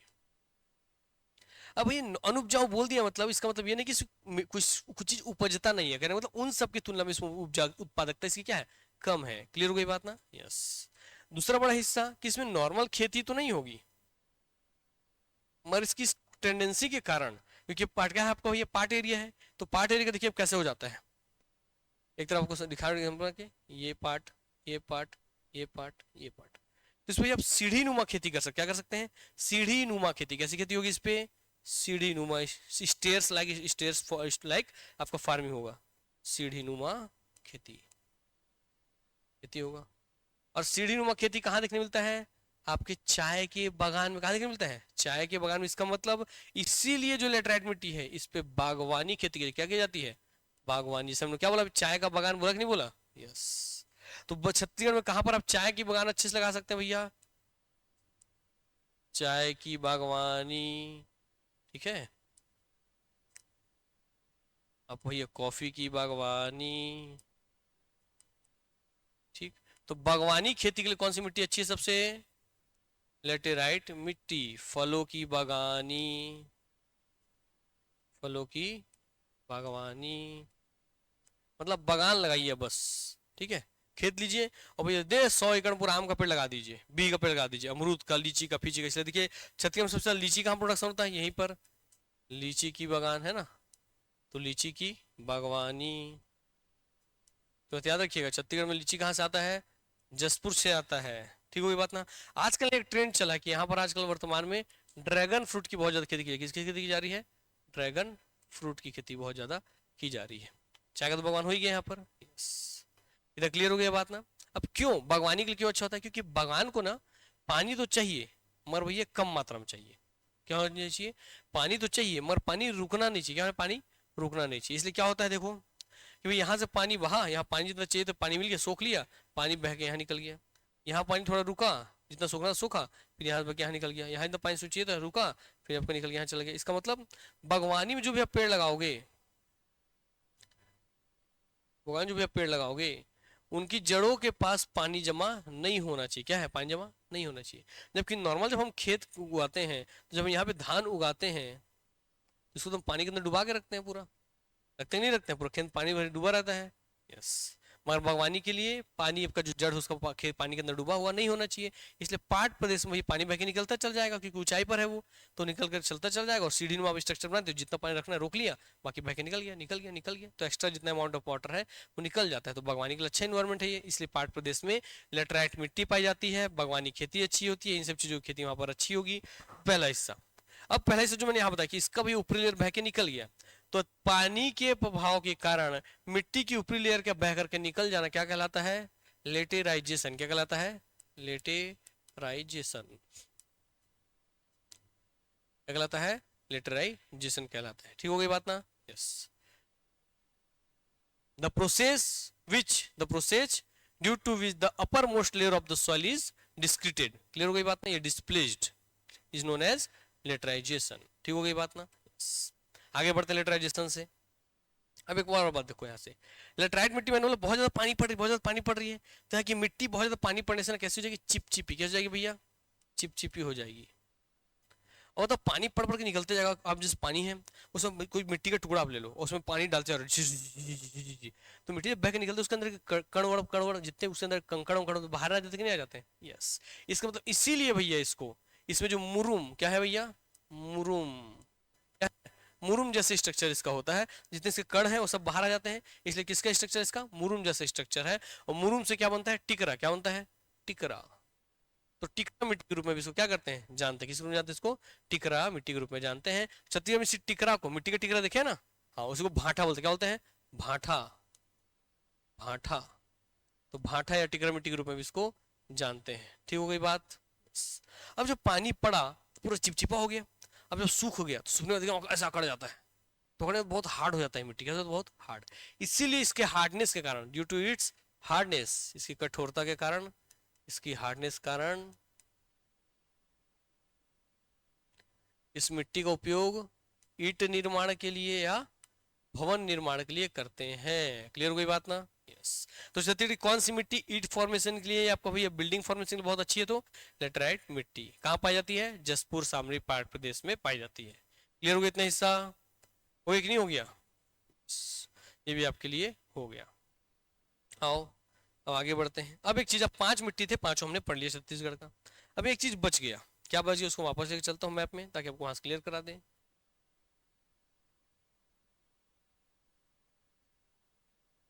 आइए, एक चीज क्या बच गया कि सर आपने देखा सिर्फ पूरी लाल पीली मिट्टी है और इसी बीच में क्या है? काली मिट्टी। तो जहां ये दो मिट्टी का संगम हो रहा है, ध्यान समझना, संगम हो रहा है। सर देखिए यहाँ ये सब आपस में जुड़े हुए हैं कि नहीं जुड़े हुए हैं? जहाँ पेंच जुड़े हैं कि नहीं जुड़े यहाँ पर पूरा? तो यहाँ पर जो ये मिट्टी पूरा मिल जाएंगे, तो इस मिट्टी काला मिट्टी का और लाल पीली मिट्टी दोनों का क्वालिटी आ जाएगा। तो इस मिट्टी को कहते हैं डोरसा मिट्टी। क्या कहते हैं? डोरसा मिट्टी। तो पूछे छत्तीसगढ़ में डोरसा मिट्टी किन दो मिट्टियों से मिलकर बना? क्या बोलेंगे? काली मिट्टी और लाल पीली मिट्टी। किससे मिलकर बनी हुई है? काली मिट्टी और लाल पीली मिट्टी। याद रह गई बात ना? यस। अब एक और चलते हैं छत्तीसगढ़ में। छत्तीसगढ़ में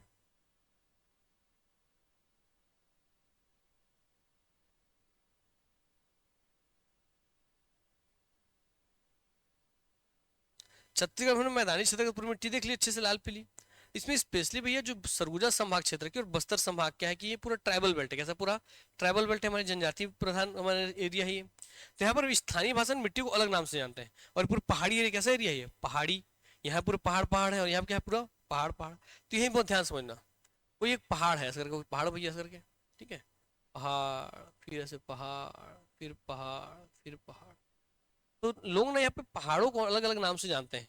तो सबसे ऊंचाई पे मिट्टी उसको अलग नाम देते हैं, उसके नीचे का अलग नाम, उसके नीचे का अलग नाम, उसके नीचे का अलग नाम। बस यहाँ पर कोई पहाड़ है तो ऐसे अलग अलग नाम से जानते हैं। क्लियर हो गई बात ना? तो देखिए यहाँ पर बोलते हैं लोग मिट्टी को, ऊपर वाले को मरहान। क्या बोलते हैं? मरहान। क्या बोल रहे हैं? क्या बोलते हैं इस मिट्टी को भैया? मरहान। सबसे ऊंचाई पे पाई जाने वाली मिट्टी को, ठीक है, क्या बोलते हैं? सबसे ऊपर पाई जाने वाली मिट्टी को मरहान। उसके नीचे वाली मिट्टी को टिकरा। उससे नीचे वाली मिट्टी को माल। क्या बोलते हैं? माल। उससे नीचे वाली मिट्टी क्या बोलते हैं? गभार। क्या बोलते हैं? गभार। उसको ऐसे ही पूछेगा। बस्तर संभाग में ऊंचाई के अनुसार मिट्टियों का क्रम बताइए। तो ऊंचाई से नीचे की ओर पूछा, तो ये नीचे से ऊपर की ओर, तो नाम यही रहेगा। सबसे ऊपर कौन सी मिट्टी पाई जाती है? मरहान। उससे नीचे फिर माल, फिर गभार। तो मरहान, टिकरा, माल, गभार। बोलो एक बार, चलो फटाफट, जोर से जोर से, जोर से बोलो, और जोर से बोलो। एक ही जन बोल रहा है भैया, बोलो अच्छे से। सबसे ऊंचाई पर, उसके बाद फिर गभार। वैसे इसी में से सेकंड जो टिकरा है, इसको पकड़ के ऊपर ले जाना। इस टिकरा को लेकर जाना कहाँ? ऊपर। सरगुजा संभाग में सबसे ऊपर क्या बोलते हैं? टिकरा। बोलते हैं टिकरा। फिर क्या बोलते हैं? छावर। फिर क्या बोलते हैं? गाद छावर या गोदा छावर, जो गाद छावर या गोदा छावर। और फिर क्या बोलते हैं आपका? बाहरा। क्या बोलते हैं? बाहरा। तो सरगुजा संभाग में पहाड़ी एरिया की मिट्टी को अलग अलग नाम से जानते हैं। क्या है उसका नाम? टिकरा, छावर, गाद छावर, बाहरा। क्या है भैया? टिकरा, छावर, गाद छावर, बाहरा। क्या है भैया? बस्तर का मरहान, टिकरा, माल, गभार, टिकरा, छावर, गाद छावर, बाहरा। बोलो एक साथ। हाँ, नया नाम है, बार बार बोलोगे तभी याद होगा। ये तो याद, चलो फटाफट बोलो एक बार। टिकरा, छावर, गाद छावर, बाहरा। एक साथ बोलना है पूरा चारों।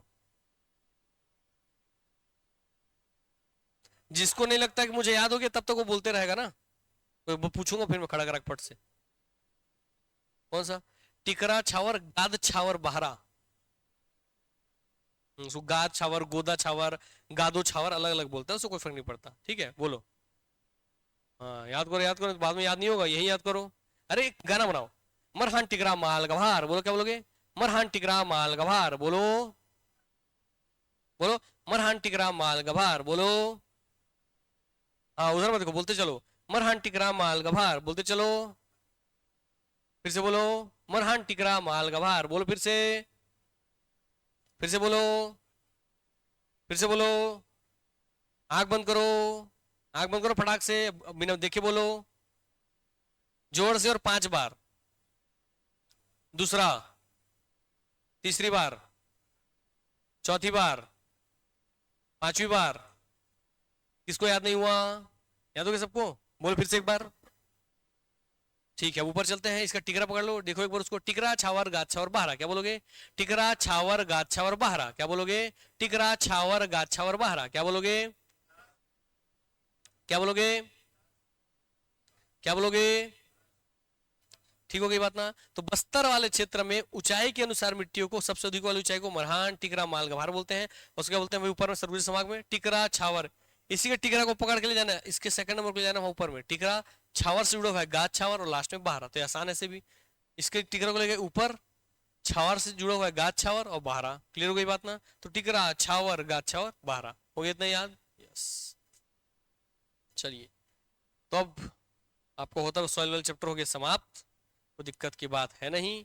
कुछ आपको दिखाते हैं, कहाँ गया हमारा, आ जाओ।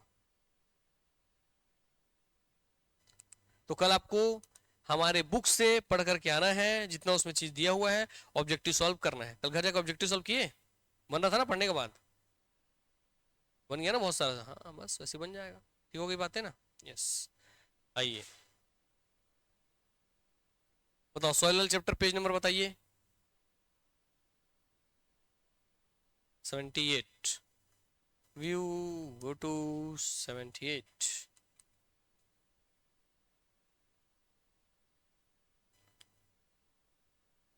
छत्तीसगढ़ की मिट्टी, देखिए छत्तीसगढ़ में कुछ कितने प्रकार की मिट्टी है? 5 प्रकार की। उच्च भूमि पाई जाने वाली मिट्टी को क्या बोलते हैं? टिकरा, सरगुजा समाज का बात कर रहे हैं, है ना? यस। लाल पीली मिट्टी को क्या बोलते हैं? लाल पीली की स्थानीय नाम क्या है? मटासी। काली मिट्टी का नाम क्या है? कन्हार। दोनों को मिश्रण को क्या बोलते हैं? डोरसा। मिट्टी वर्गीकरण में 5 हिस्से में बांटा गया है।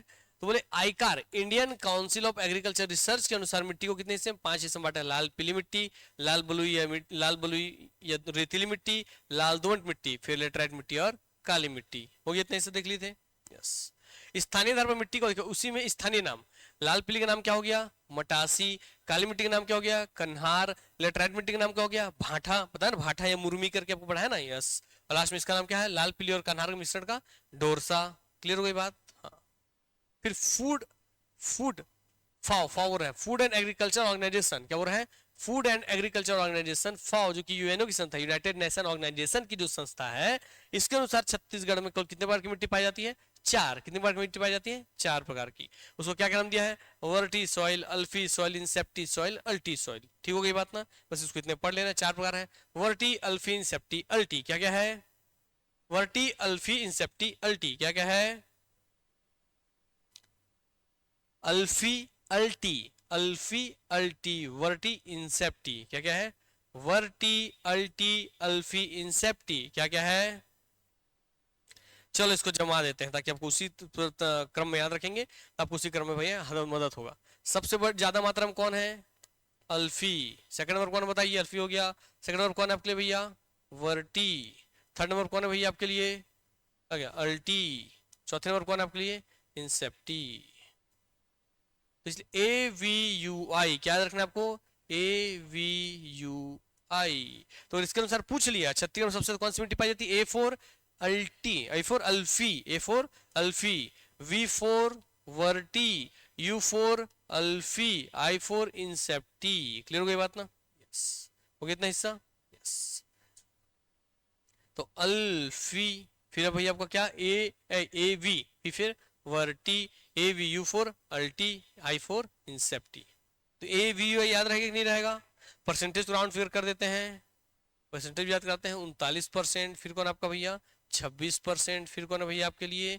19.5%, 19.5%, है ना? उसको 26.5 कर देते हैं लगभग। यस। और लास्ट वन आपका 14%। ठीक। तो 39, 26.5, 19, 14, क्या बोलेंगे? 39, 26.5, 19.5, 14 परसेंटेज बोलिए क्या है परसेंटेज। हाँ ए वी यू आई कैसे मांगो पहले, ए वी यू आई 39, 26.5, 19.5 और 14 परसेंटेज याद हो गया नहीं हो गया। तो ए कितना है भैया 39%, वी कितना है भैया 26.5, ए बी यू यू कितना है आपका भैया 19.5 और आई कितना है A for alfi, U V for verti, U for ulti, I for incepti soil. Clear हो गई बात ना। ये वर्गीकरण किसने दिया है, फूड एंड एग्रीकल्चर ऑर्गेनाइजेशन ने। यस अब इसमें और एक चीज टेबल है, इस टेबल को समझाते रहे बहुत आसानी से बन जाएगा समझिएगा बहुत ध्यान से। चलिए क्योंकि हर चीज कॉन्सेप्ट से आप पढ़ेंगे तो आपको रटना नहीं पड़ेगा, रटने वाला हिस्सा को रटना है, बाकी सबको रटने की जरूरत नहीं है। कॉन्सेप्ट से कुछ चीजें बहुत आसानी से बन जाती हैं। ठीक हो गई बात। छत्तीसगढ़ जब आप देखेंगे छत्तीसगढ़ के यहाँ से गुजरता है कर्क रेखा, कहाँ से गुजरता है यहाँ से कर्क रेखा गुजरता है। कर्क रेखा के नीचे का पूरा एरिया क्या कहलाता है, उष्ण कटिबंधीय क्षेत्र। क्या कहलाता है, उष्ण क्या होता है, उष्ण कटिबंध, हम जलवायु में पढ़ाएंगे आपको। उष्ण कटिबंधीय क्षेत्र क्या कहलाता है, उष्ण कटिबंधीय क्षेत्र, बस अब इतना याद रखोगे क्या कहलाता है उष्ण कटिबंधीय। और इसके ऊपर का क्या कहलाता है शीतोष्ण कटिबंधीय। क्या कहलाता है शीतोष्ण कटिबंधीय। ठीक हो गई बात ना, उष्ण और शीतोष्ण कटिबंधीय। हाँ क्लियर हो गई इतनी बात ना।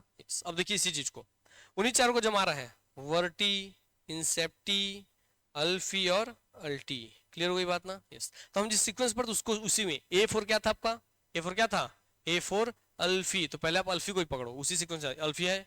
अल्फी भैया कैसा है तो उष्ण कटिबंधीय मिट्टी है। कैसा मिट्टी है उष्ण कटिबंधीय मिट्टी है। और यहाँ क्या बनेंगे चौड़ी पत्ती के पतझड़ वन मिलेंगे। जितने भी उष्ण कटिबंधीय पेड़ होते हैं वो सब कैसे होते हैं पतझड़, मैंने अपने गर्मी में अपने पत्ते क्या करते हैं गिरा देते हैं। पत्ते क्यों गिराते हैं पेड़ बताओ। हाँ नए पत्ते नहीं, गर्मी में ही क्यों गिराते हैं तो, और गर्मी पर नए पत्ते नहीं आते उनके।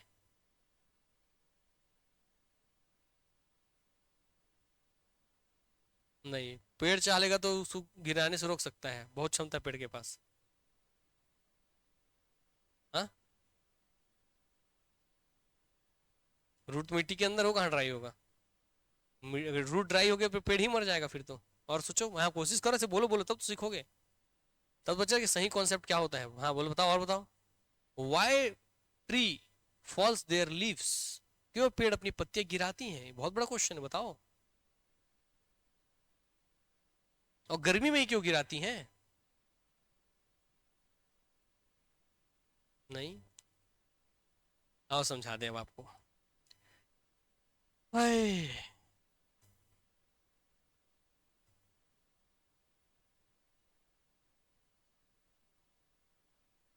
नो चलो ठीक हो गया बात, ये समझते हैं हम लोग अच्छे से। सर मैंने एक पेड़ लिया, पेड़ ले लिया सर मैंने यहाँ पर एक,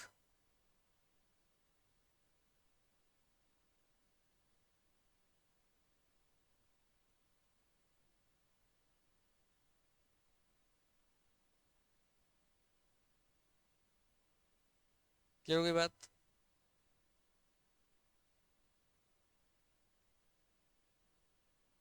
अब देखिए क्यों गर्मी के समय में ही क्यों पेड़ अपनी पत्ती गिराती है, तो भैया ये हो गया सूर्यदेव।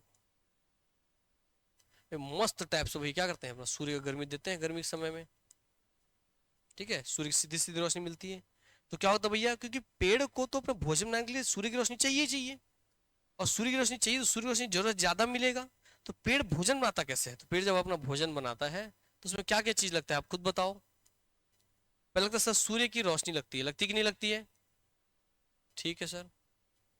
हाँ सूर्य की रोशनी, पत्तियों में होता है क्लोरोफिल, सर क्लोरोफिल लगता है सर, ठीक है सर क्लोरोफिल, ये तो उसका वो है किचन है क्लोरोफिल।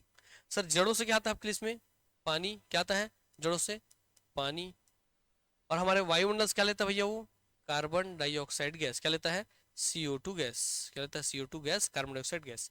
क्या इन्हीं चीजों से बनाता है अपना भोजन, बनाता कि नहीं बनाता है। इसके साथ जड़ से पानी के साथ साथ मिनरल्स भी जाते हैं, पानी पानी के साथ क्या क्या जाएंगे मिनरल्स, क्या जाएंगे मिनरल्स, यस है ना यस। अब आप बहुत ध्यान से समझिए, अगर सूर्य की रोशनी ज्यादा है तो भैया यहाँ पर सबसे बड़ा मेन फैक्टर है पानी।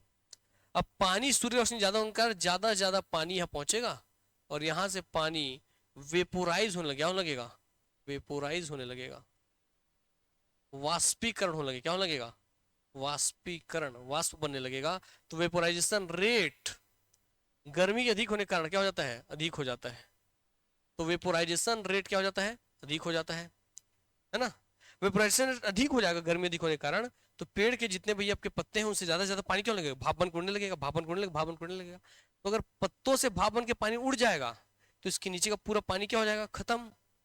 तो पूरा पेड़ क्या हो जाएगा? सूख करके मर जाएगा। तो पेड़ अपना जीवन बचाने के लिए वाष्पोत्सर्जन की दर, वाष्पोत्सर्जन की दर, वाष्पोत्सर्जन की दर को कम करने के लिए, वाष्पोत्सर्जन दर, वेपोराइजेशन रेट, वेपोराइजेशन रेट को कम करने के लिए भैया क्या करता है? अपना पत्ती गिरा देता है। क्योंकि ना होगी पत्ती, ना होगा वेपोराइजेशन, न इसके जमीन का पानी सूखेगा, ना पेड़ मरेगा। यस।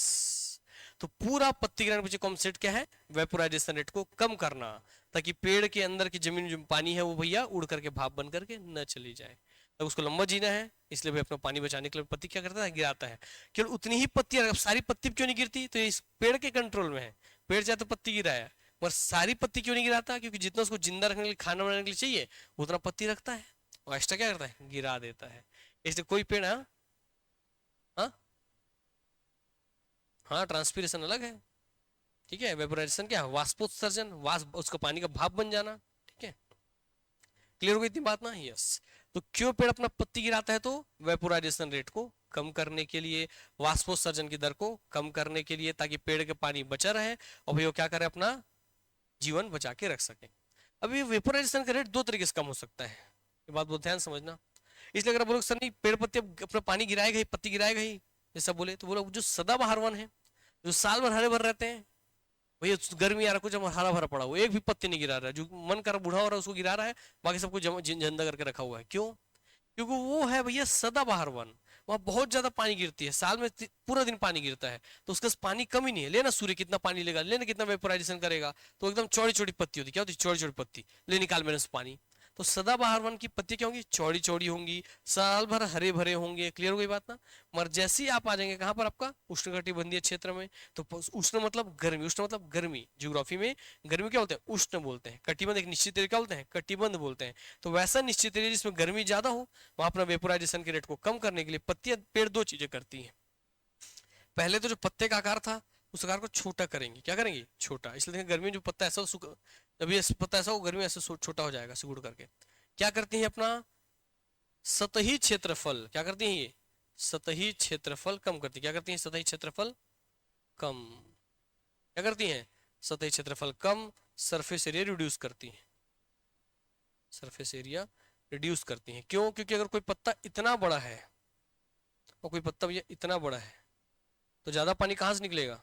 इसी में निकलेगा। ज्यादा पानी कहाँ से भाप बन के उड़ेगा? इसी में से। इसलिए पत्तियां भैया आप जब देखेंगे जो पत्ता गिरा रहता है नीचे, उसको ध्यान देखना, वो ऐसा नहीं रहेगा, वो ऐसा हो जाता है सूख करके, वो तक नहीं हो जाता है। तो शुरू में भैया सरफेस कम करने की कोशिश करती है, मगर जैसे गर्मी बढ़ता है, लगता है कि नहीं अब काम नहीं चलेगा, तो गिरा देता है वो। क्लियर हो गई ये बात? इसलिए गर्मी में आप जो पेड़ में पत्ते हैं उसको भी देखेंगे कि पेड़ पत्ते ऐसे नहीं होंगे, वो जो बच्चे भी होंगे वो भी ऐसे होंगे, मुड़े हुए। क्लियर हो गई बात ना? तो अपने आप को जिंदा रखने के लिए पेड़ दो चीजें करता है। पहला क्या करता है? वाष्पोत्सर्जन की दर को कम करता है। और कैसे करता है? पेड़ के पत्ते के आकार को, पेड़ के सतही क्षेत्रफल को कम करके और लास्ट में गिरा करके। क्लियर हो गया इतना हिस्सा ना? यस। इसीलिए एक चीज और बताइए, आप चलिए रेगिस्तान वाले क्षेत्र में। कहा चल जाइए? रेगिस्तान वाले क्षेत्र में। वहां के पेड़ कैसे होते हैं भैया? नागफनी। कैसे होते हैं?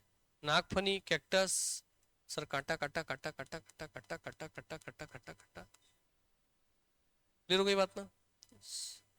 तो भैया इनके पत्ते कहाँ गए? इसमें कोई पत्ता दिखता है क्या आपको?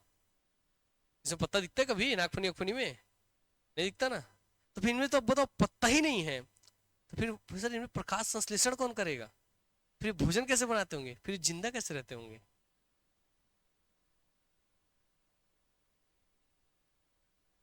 देखिए पहला हिस्सा तो भ्रम जो है हम लोग बताइए, पेड़ में प्रकाश संश्लेषण केवल पत्ते नहीं करते, तने भी करते हैं। पहला हिस्सा तो ये हो गया। हमर नए तने करते हैं, ये भी याद रखिएगा, पुराने तने नहीं करते। क्लियर हो गई बात ना? यस। जिस तने में हरियाली बना हुआ है वो करेगा, जो तना पूरा घिर करके मोटे छिलके से घिर गया है वो नहीं करेगा। क्लियर हो गई बात ना, तने भी करते हैं। मगर इसमें जो है आपको एक और बता रहे हैं, अगर मैं कोई पत्ता लूं और गर्मी बहुत अधिक रेगिस्तान में, तो उसको ऐसे मोड़ना चालू किया, मोड़ना चालू किया, मोड़ना चालू किया, मोड़ कैसे बना करके बना दिया, और मोड़ना चालू किया, और मोड़ना चालू किया, मोड़ना चालू किया, तो क्या बन गया ये कांटा, क्या बन गया कांटा। इसका मतलब इसके जो कांटे हैं ये पत्ते ही हैं बाबू, दे वाला लीव्स। हाँ, तो पहले से उसके पेड़ को पता है कि मैं रेगिस्तान में हूं ना, तो उसके पत्ते शुरू से मुड़े हुए पैदा होते हैं। समझ आ गया बात। इसका मतलब यहां आप देखिए, एक है पत्ता और एक है कांटा। सरफेस एरिया कितना कम हो गया, सरफेस एरिया कम, तो उतने से अपना प्रकाश संश्लेषण कर लिया, भोजन बनाकर अपना जिंदा रख लिया, और पानी बहुत कम वेपराइज हुआ वहां से। यस, इसलिए रेगिस्तानी पौधे कैसे होते हैं, कांटेदार झाड़ीदार। कैसे होते हैं, कांटेदार और झाड़ीदार। दूसरा, रेगिस्तान का जो पौधा होगा उसकी जड़ें बहुत गहरी होंगी। क्या होंगी, बहुत गहरी होंगी, क्योंकि इनकी जड़ें पानी की तलाश में गहराइयों तक जाएंगी, इसलिए इनकी जड़ें लंबी और गहरी होती हैं। क्या होती है, लंबी और गहरी। तो लंबी भी होंगी और गहरी भी होंगी। जबकि जहां पानी अच्छी मात्रा में होगा, कोई भी पेड़ जिसका पानी भैया बहुत ज्यादा, सदाबहार में ले ले, तो सदाबहार का पेड़ जड़ ऐसा फैला होगा ऐसा फैला होगा चौड़ाई में, कि उसको गहराई में जाने की जरूरत ही नहीं है, पानी बहुत मिल रहा है क्षेत्र में, तो उसको ऊपर से ही पानी मिल जा रहा है, तो इसकी जड़ें नीचे नहीं होंगी, गहरी नहीं होंगी, इसकी जड़ें क्या होंगी, चौड़ी होंगी, फैली हुई होंगी। क्लियर हो गई ये बात ना। यस। और इसी दोनों के बीच का क्या होगा, जो हमारे उष्णकटिबंधीय क्षेत्रफल में पाया जाता है, वहां क्या होगा भैया, उनकी चौड़ी भी होंगी और हल्की गहरी भी होंगी। क्या होंगी, चौड़ी और गहरी होंगी। और इनकी क्या होंगी, सीधा सीधा गहरी होंगी। क्या इनकी, गहरी, चौड़ाई होगी ही नहीं इनकी जड़ों की। क्लियर हो गई बात ना। यस। तो all are depends on the water capacity. Clear हो गई बात। आइए, तो आप समझ गए कि नहीं समझ गए। ए वी यू आई में क्या था, A V U I, A V U I में ए जो है ये कहाँ पड़ रहा है, उष्ण कटिबंध में। तो क्या होगा, हमेशा पतझड़ वन, अपना पत्ता झड़ाने वाला वन पाया जाएगा। क्या पाया जाएगा, पत्ता झड़ाने वाला वन। क्लियर हो गई बात ना, क्योंकि इनका आकार कैसा है, चौड़ी पत्ती है ना इनकी। यस, इसलिए हम पत्ता क्या करेंगे, गिरा देंगे। समझ में आया कि नहीं आ गया। यस। दिन तो ए के बाद क्या था भैया, वी। आ जाओ वी में वर्टिसोइल, ये कैसी हैं, उष्ण कटिबंध से शीतोष्ण कटिबंध, मतलब सरगुजा क्षेत्र के आसपास पाई जाएंगी। क्लियर हो गई बात ना। सरगुजा में उष्ण कर्क के नीचे उष्ण कटिबंध, कर्क के ऊपर शीतोष्ण कटिबंध, तो वहां क्या पाई जाएगी आपके भैया, ये वर्टिसोल पाई जाएगी। ठीक, इसे देखिए वहां पे पानी अधिक भी होगी, उसके नीचे ऊपर में होगी अधिक, नीचे कम, इसलिए अल्प आर्द्र, कम पानी से एकदम शुष्क आर्द्र, एकदम कम पानी, ड्राइड। क्लियर हो गई बात ना। यस, वैसे जगह पाया जाएगा।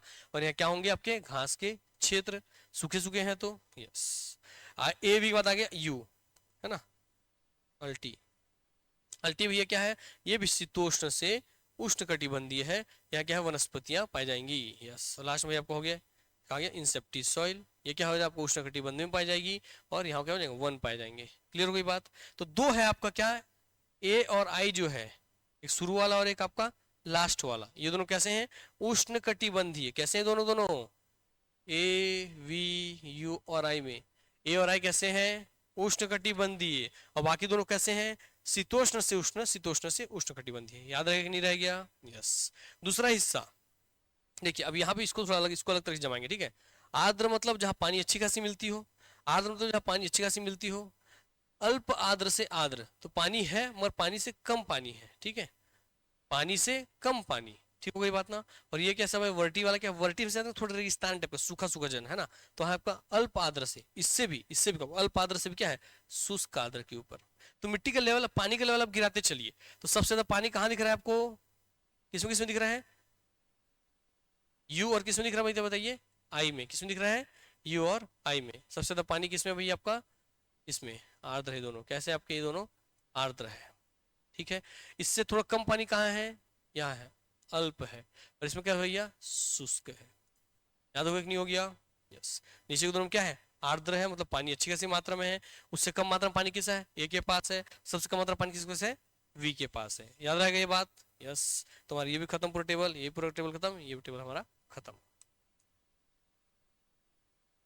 आगे वही चीज, लाल पीली मिट्टी को मटासी मिट्टी कहते हैं। ये 50 से 55%, कितने परसेंट क्षेत्रफल में, छत्तीसगढ़ के 50 से 55% क्षेत्रफल में है। इसमें धान, ज्वार, मक्का, सितिल की खेती होती है। इसमें चूने की प्रधानता होती है, क्योंकि मिट्टी किस चट्टान से बनी हुई है, कडप्पा चट्टान से। कडप्पा में क्या बन जाता है, चूना और डोलोमाइट, इसलिए इसमें किसकी अधिकता होगी, चूने की अधिकता होगी। अम्लीय क्या होगा, अम्लीय नेचर क्या होगा इसका, अम्लीय, सबका अम्लीय है, केवल एक ही का क्षारीय है, कौन है वो, काली मिट्टी। छत्तीसगढ़ के उत्तरी और मध्य भागों में पाई जाएगी। महानदी एवं मान नदी घाटी में सर्वोच्च किस्म की मटासी मिट्टी पाई जाती है। अब सब बस फैक्ट रह गया आपके लिए, कुछ बड़ा चीज नहीं इसमें। अब आपका छत्तीसगढ़ के सर्वाधिक भागों में कौन सी मिट्टी पाई जाती है? लाल पीली मिट्टी, आप सब पढ़ ही लिए हो, है ना।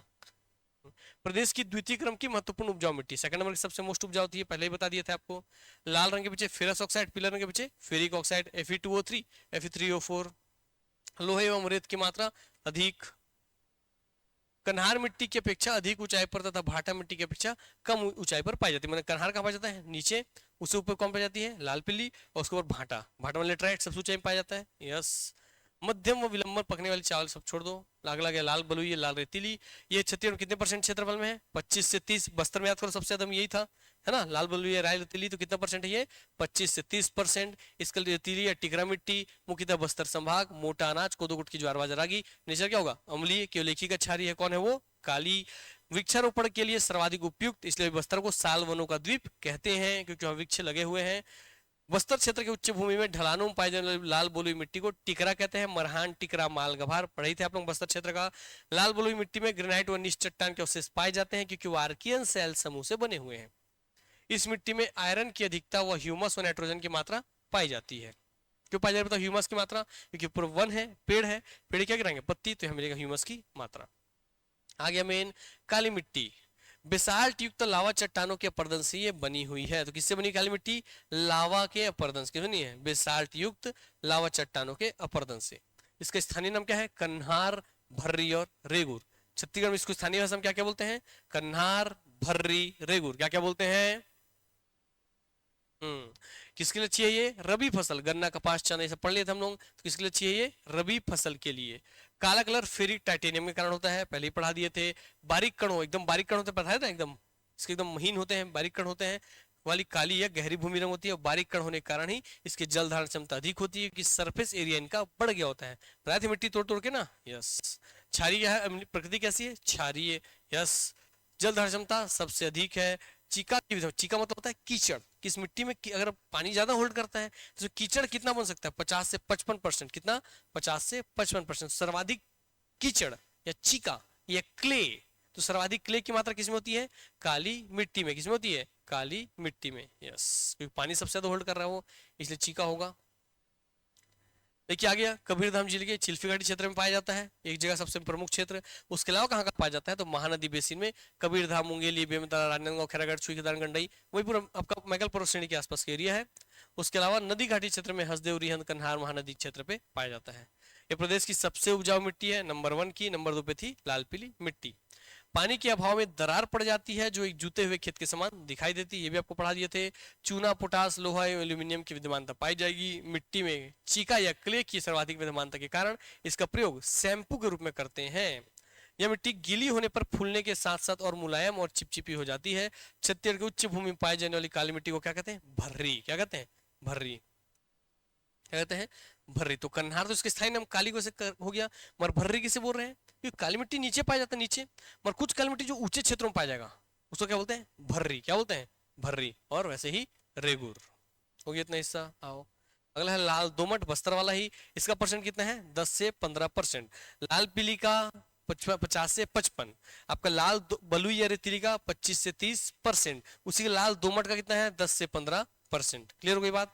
बाकी लेटराइट और काली बहुत कम मात्रा में उपलब्ध है ना। तो ये कहाँ है? सुकमा दंतेवाड़ा। देखिए हम जो मैप बनाए थे याद है, सुकमा दंतेवाड़ा क्षेत्र हम लिए थे। लाल इसका कलर है, लौह है इसकी अधिकता के कारण। जल धारण क्षमता क्या है? सबसे कम। सबसे ज्यादा पानी कौन रखता है? काली मिट्टी। सबसे कम कौन रखता है? हाँ। यह मिट्टी जल के अभाव में पत्थर के समान कठोर हो जाती है। इस मिट्टी के रचक कण, क्यों पानी ज्यादा होल्ड नहीं कर रहा है? कि उसके जो कण हैं वो कैसे होते हैं? बड़े बड़े होते हैं। कैसे होते हैं? बड़े बड़े पहले होते हैं। जिसका बड़ा बड़ा कण होगा उसका सरफेस एरिया क्या होगा? क्या होगा भाई? कम होगा। इसलिए क्या होगा? ज्यादा पानी अपने में होल्ड नहीं कर पाएगा। ठीक, तो इसके जो कण है वो बड़े बड़े होते हैं, इसलिए का पानी कम अपने में रोक पाता है। अगला के लेटेराइट। लेटेराइट का निर्माण कैसे होता है? मैं बोलता हूँ लेटराइजेशन। लेटराइजेशन के लिए एक शब्द होता है निक्षालन या लीचिंग। क्या बोलते हैं? निक्षालन या लीचिंग। तो वही पानी पड़ने से ऊपरी लेयर का बह जाना क्या कहते हैं? उसे ही लीचिंग या निक्षालन। उसका छलित हो गया, क्षय होकर निकल गया है ना। यस, तो क्या बोलते हैं इसे? निक्षालन या लीचिंग। तो किस मिट्टी का निर्माण लीचिंग या निक्षालन प्रोसेस से हुआ है? तो क्या बोलेंगे आप लोग? किस मिट्टी का बोलेंगे? लेटराइट मिट्टी। निक्षालन या लीचिंग पद्धति से किस मिट्टी का निर्माण हुआ है? लेटराइट मिट्टी। मुर्मी या भाटा मिट्टी किसे कहते हैं? लेटराइट मिट्टी। अनुपजाऊ या बंजर मिट्टी किसे कहते हैं? लेटराइट मिट्टी। सरगुजा दुर्ग संभाग और जगदलपुर क्षेत्र में थोड़ा बहुत पाया जाता है। लाल या गेरुआ इसका रंग होता है। किसके लिए अच्छी होती है ये? बागानी फसलों के लिए, टमाटर, चाय, आलू, लीची, सबके बागान लगाने के लिए। भवन व ईंट निर्माण के लिए अच्छा होता है क्योंकि सूख के कठोर हो जाता है। साथ में अम्लीय इसकी नेचर होती है, सबका अम्लीय है, केवल एक ही का क्षारीय है, वो कौन है? काली मिट्टी। एल्यूमिनियम एवं लोहे की अधिकता के कारण लेटराइट मिट्टी अपेक्षाकृत बहुत कठोर होती है। यही कारण है कि इसका निर्माण भवन व ईंट निर्माण के लिए करते हैं। मिट्टी के नीचे लौह युक्त चट्टान पाई जाती है। अगला लास्ट आ गया डोरसा। काली मिट्टी और लाल पीली मिट्टी को मिला क्या बनता है? डोरसा। पहले पढ़ाए थे ना, काली मिट्टी और लाल पीली मिट्टी को मिला क्या बनता है? डोरसा। ग्रेनाइट चट्टानों के अपर्दन से बना है, गहरा भूरा रंग होता है, क्षारीय होता है और धान। तो सबका नेचर क्या था? अम्लीय। मगर की काली का क्या था? क्षारीय। क्योंकि इसमें मिक्स क्या हो गया? काली, इसलिए इसका नेचर क्या हो गया? क्षारीय। तो क्षारीय में दो नाम आप हो गए, एक है काली और दूसरा क्या है? कन्हा, आपका डोरसा। क्लियर हो गई बात ना? जहां काला होगा वहीं भी आपको दिखेगा क्षारीय। प्रदेश की तीसरी सबसे महत्वपूर्ण मिट्टी है ये। पहली कौन थी? काली। दूसरी कौन थी? लाल पीली। तीसरी कौन हो गई आपकी? डोरसा। लगभग 30% कृषि डोरसा मिट्टी में की जाती है। यह मिट्टी पानी की कमी के कारण शुष्क हो जाती है, जिससे इनमें छोटी छोटी संकरी दरारें पड़ जाती है। काली मिट्टी में गहरी दरारें, उसका मिला जुला रूप, इसमें छोटी छोटी दरारें पड़ जाती है। यस। लाल पीली मटासी एवं काली कन्हार मिट्टी के मिश्रण से क्या बनता है? डोरसा मिट्टी। अब एक मिट्टी आ गई आपके लिए कछारी। कछारी मिट्टी क्या है? नदी जब बहता है, नदी एकदम, ठीक है, नदी कभी घूमने गए होगे तो नदी के जस्ट बगल में एकदम कीचड़नुमा मिट्टी होती है, दलदलनुमा मिट्टी, कीचड़नुमा मिट्टी होती है कि नहीं होती है? उसी को क्या बोलते हैं? कछारी मिट्टी। तो भैया क्योंकि हर साल नदी आ रही है, हर साल उसमें जो जीव जंतु पेड़ जो उसमें सड़ गए लोग हैं सो उसमें पड़े हुए हैं, और हर साल आके नदी अपने आसपास मिट्टी बिछा दे रही है, नई नई ताजा ताजा मिट्टी। तो मिट्टी एकदम ताजा ताजा है, नई नई है, तो उसकी उपजाऊ क्या होती है? बहुत अधिक होती है। इसलिए देखिए नदी किनारे हम तरबूज खरबूज सब खेती करते हैं, सब्जी भाजी खेती करते हैं, मस्त खेती होता है। क्लियर हो गई बात ना? उसे ही बोलते हैं नदियों के अगल बगल की मिट्टी क्या कहते हैं? कछारी मिट्टी। क्या कहते हैं? कछारी मिट्टी। क्लियर हो गई बात ना? यस। तो कछारी श्रेणी पाल एवं पटपर, छत्तीसगढ़ में पाल कछार और पटपर कछार, प्रदेश में दो श्रेणी में ही मृदा मिलती है। क्या बोलते हैं इसको? पाल और पटपर। तो कौन सी में पाई जाती है कछारी मिट्टी? पाल कछार और पटपर कछार। बोलो कौन सी पाई जाती है? पाल कछार और पटपर कछार। निर्माण नदी एवं सरोवरों के किनारे गाद जमा हो जाने से। क्लियर हो गई बात? गाद मतलब जो अपने साथ बहा करके लाया था सब, है ना, अवशेष, उसी से। महानदी एवं उसके सहायक नदियों के तटीय क्षेत्रों में होती है। एक किसके लिए अच्छी होती है? उद्यानिकी फसलों के लिए। किसके लिए अच्छी होती है? उद्यान की, जैसे क्या लगाना? साग सब्जी। जैसे नदी के किनारे आप देखेंगे कि नदी के किनारे वाले लोग साग सब्जी, तरबूज, ककड़ी, खीरा, गाजर ये सब लगाते हैं। यस। कछारी मृदा की श्रेणियां पाल कछार या भूरे रंग की गाद या सिल्ट होती है। छत्तीसगढ़ में दो ही कछार है, एक हो गया पाल कछार, दूसरा क्या है? पटपर कछार। पाल कछार के बारे में बोल रहा है, भूरे रंग की होगी। पाल कछार महानदी व सहायक नदियों के तटीय निचले भागों में पाई जाएगी। यह उपजाऊ मृदा होने के कारण उद्यान की फसल सब्जियों के लिए उपयुक्त होगी। वही ऊपर वाला लाइन। कछार, पटपर कछार में कछार मृदा की द्वितीय क्रम की मृदा को पटपर कछार कहते हैं। छत्तीसगढ़ में मृदा नदी से संलग्न उच्च भागों में, देखिए इसमें दोनों में अंतर बस एक ही है। पाल कहाँ पाई जा रही है? तो आ गया निचले भागों में। कहाँ पाई जा रही है? निचले भागों में। और पटपर कहाँ पाई जा रही है? तो ऊंचे भागों में। कहाँ पाई जा रही है? ऊंचे भागों में। दोनों अंतर याद रहेगा ना? नदियों के पास नीचे उछला कैसे हो गया? देखिए ध्यान से, इसको समझाते हैं। आओ, अगर कोई नदी ऐसा बह रहा है बाबू, ठीक है, तो इसके अगल बगल जमीन हो ऐसा करके होगा, उठेगा ना? ऐसा उठेगा नहीं? उठेगा, उठेगा ना? जमीन से उठा होगा, नदी के तो वही गड्ढा करके रखेगा। इसका बगल जमीन से उठा हुआ होगा, तो जमीन को अगर हम देखें ऐसे, तो जमीन को देखता हूँ ऐसा रहेगा, जमीन ऐसा रहेगा नहीं रहेगा? यहाँ से नदी बह रही है, तो नदी के एकदम बगल बगल में जो है निचले क्षेत्रों में, वो कौन है? पाल कछार। वैसे थोड़ा ऊपर में जो इधर पे मिट्टी बिछी, क्या बोलेंगे हम लोग? पटपर कछार। क्या बोलेंगे? पटपर कछार। क्लियर हो गई बात ना? तो नदी के निचले भागों में कौन होती है? पाल कछार। ऊंचले भागों में पटपर कछार। क्लियर हो गई बात? यस। आइए, हो गया पटपर कछार। उच्च भागों में पाई जाती है। मृदा में रेत की मात्रा अधिक होने के कारण यह कम उपजाऊ होती है। सिंपल सी बात है, जो निचले भागों में है वो हर साल ताजा ताजा मिट्टी आ रही है, और पटपर थोड़ा पुराना है, ऊपर है इसे थोड़ा पुराना है, इस उसकी उत्पादकता क्या होगी? कम। और पाल की क्या होगी? अधिक होगी। यस। इस मृदा में सिंचाई सुविधा का लाभ लेकर उद्यान की फसल की पैदावार ली जा सकती है। पाल में तो ऑटोमेटिक पानी रहेगा क्योंकि नदी के बगल में, हमारे पटपर थोड़ा ऊपर चला गया है, तो वहाँ सिंचाई हमको करना पड़ेगा। क्लियर हो गई बात ना? हाँ। अब आगे आपके वही देखियो, उत्तर छत्तीसगढ़ में सरगुजा संभाग क्या बोलते हैं? टिकरा, छावर, गाद, छावर, बहारा। अब बस्तर में क्या बोलते हैं? दक्षिण छत्तीसगढ़ में मरहान, टिकरा, माल, गभार। मिट्टी के डायग्राम आप लोग कॉपी में फट से बना लीजिए। चलिए बनाइए कॉपी में फट से डायग्राम। आपको कॉपी में होना चाहिए, आपको आना चाहिए मिट्टी का एक डायग्राम बनाना कि भाई छत्तीसगढ़ में कहाँ कौन सी मिट्टी है। चैप्टर आपका हो गया खत्म। तो हमने पूरा समझ लिया। लास्ट में बुक के भी एक फैक्ट को हमने देख लिया। चलिए डायग्राम बनाइए ताकि आपको याद हो। ध्यान समझ लीजिए, ये पूरा लाल पीली मिट्टी है, एक मैकरपर श्रेणी वाला ये, और ये काली मिट्टी है, ये लेटेराइट मिट्टी, लेटेराइट मिट्टी, लेटेराइट मिट्टी है। ये पूरा लाल बलुई मिट्टी है, हल्का से यहाँ लाल दोमट मिट्टी है। जो हम बनाए थे मैप शुरू में, याद है? यस, वही है। तो बनाइए फटाक से एक बार अपने कॉपी में।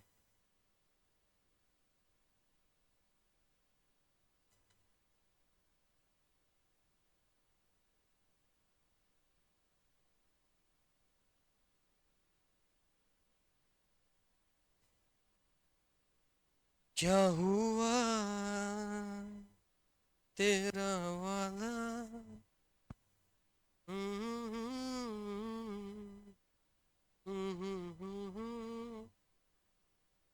होमवर्क नहीं किया तुमने तो कैसे एग्जाम क्लियर होगा।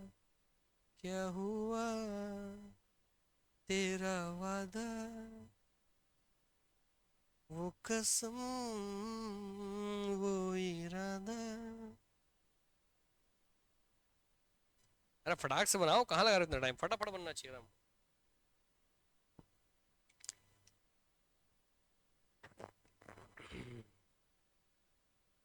देखो कैसे बनते हैं डायग्राम, समझो।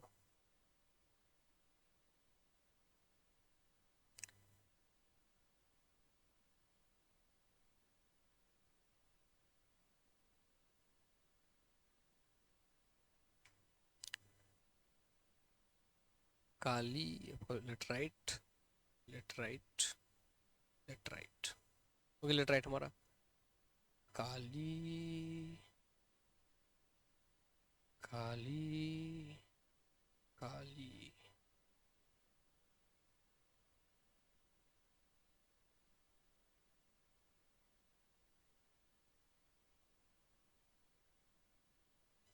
फिर भाई यहाँ से हमारा लाल दोमट, बाकी पूरे क्षेत्र में हमारा हो गया।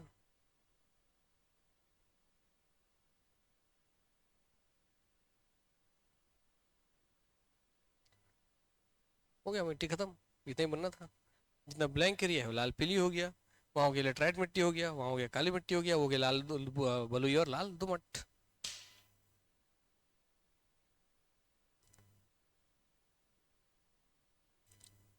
50 से 55% एरिया, परसेंट डाल लो, इसमें लिख लो 25 से 30% एरिया, 25 से 30% एरिया, इसमें लिख लो भैया कितना, 10 से 15% एरिया।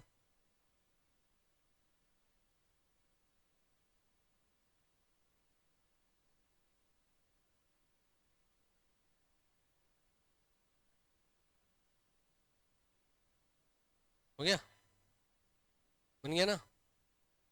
चलिए, तो आज घर जाना है और आज घर जाकर ऑब्जेक्टिव बनाना है।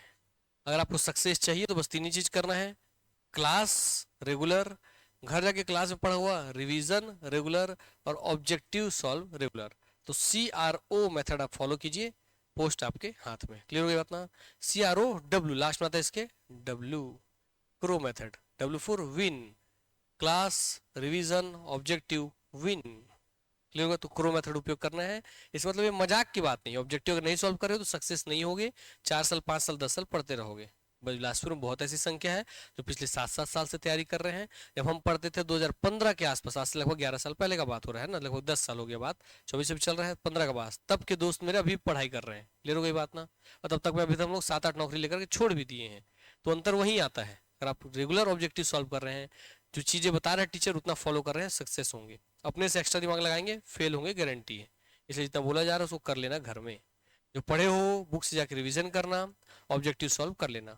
बुक के हमारा हर वाला बुक दिखाओ एक बार भाई, डेमो दिखाओ, जो चीज इनको लेना होता है दिखाओ। जो नए लोग हैं ये बुक आप ले लीजिएगा, अर्जुना क्लासेस का है, इससे आप पढ़िएगा। तो आपको नोट्स नहीं बनाना है। हाईलाइटर दिखाओ, हाईलाइटर कैसे रखते हैं हम लोग बताओ? हाँ दिखाओ, वो खोल के कैसे हाईलाइटर चलाते हैं दिखाओ एक बार उसमें। देखिए ऐसे आपको हाईलाइटर चला के पढ़ना है। क्लियर हो गई बात? पूरा सीख लीजिए। तक जो जो इंपॉर्टेंट पॉइंट्स जहाँ क्वेश्चन बनते हैं वो आपको क्लियर हो गया बुक से, क्लास में आप हाइलाइटर चला लिए, गजक उसे हाइलाइटर पॉइंट को याद किए, टाइम आपका बच गया। देन उसके बाद आपको ऑब्जेक्टिव सॉल्व करना है विनय कुमार पाठक के बुक से। क्लियर हो गई बात ना, ये सब लिए हुए हैं बुक, आप भी ले लीजिएगा। अगर आपके पास पहले से कोई बुक है ऑब्जेक्टिव की किसी भी और पब्लिकेशन की जो प्रीवियस ईयर के छत्तीसगढ़ टॉपिक वाइज सारा ऑब्जेक्टिव क्वेश्चन डाला हुआ है तो ठीक है, नहीं है तो विनय कुमार पाठक आप ले लेंगे। क्लियर हो गई बात ना। तो आपको यहाँ क्लास रेगुलर आना है, घर जाके ऑब्जेक्टिव फिर क्लास बुक को रिविजन करना है, देन ऑब्जेक्टिव सॉल्व करना है। 2 क्लास आपको लग रही है, दोनों क्लास में ऐसा ही करना है, सक्सेस आपका हो जाएगा। क्लियर हो गई बात। चलिए कल हम लोग कौन सा टॉपिक पढ़ेंगे बुक में देख के बताओ। चलो मत देखो, हम तो यहीं पे हम बता दे रहे हैं, छत्तीसगढ़ की जलवायु। तो कल जितने शब्द आज आपने सुने थे, उष्ण कटिबंधीय क्या होता है, मानसूनी क्या है, ये सब एक एक शब्द हम लोग कल समझाएंगे। उपाद्र क्या है, माध्यपी क्या है, सब हम लोग कल समझेंगे। क्लियर हो गई बात ना। यस, तो कल का क्लास बहुत मोस्ट इंपॉर्टेंट है, कल का क्लास मिस नहीं होना चाहिए। ठीक, चलिए मिलते हैं नेक्स्ट क्लास में, तब तक के लिए धन्यवाद, take care, love you all, good night, sayonara.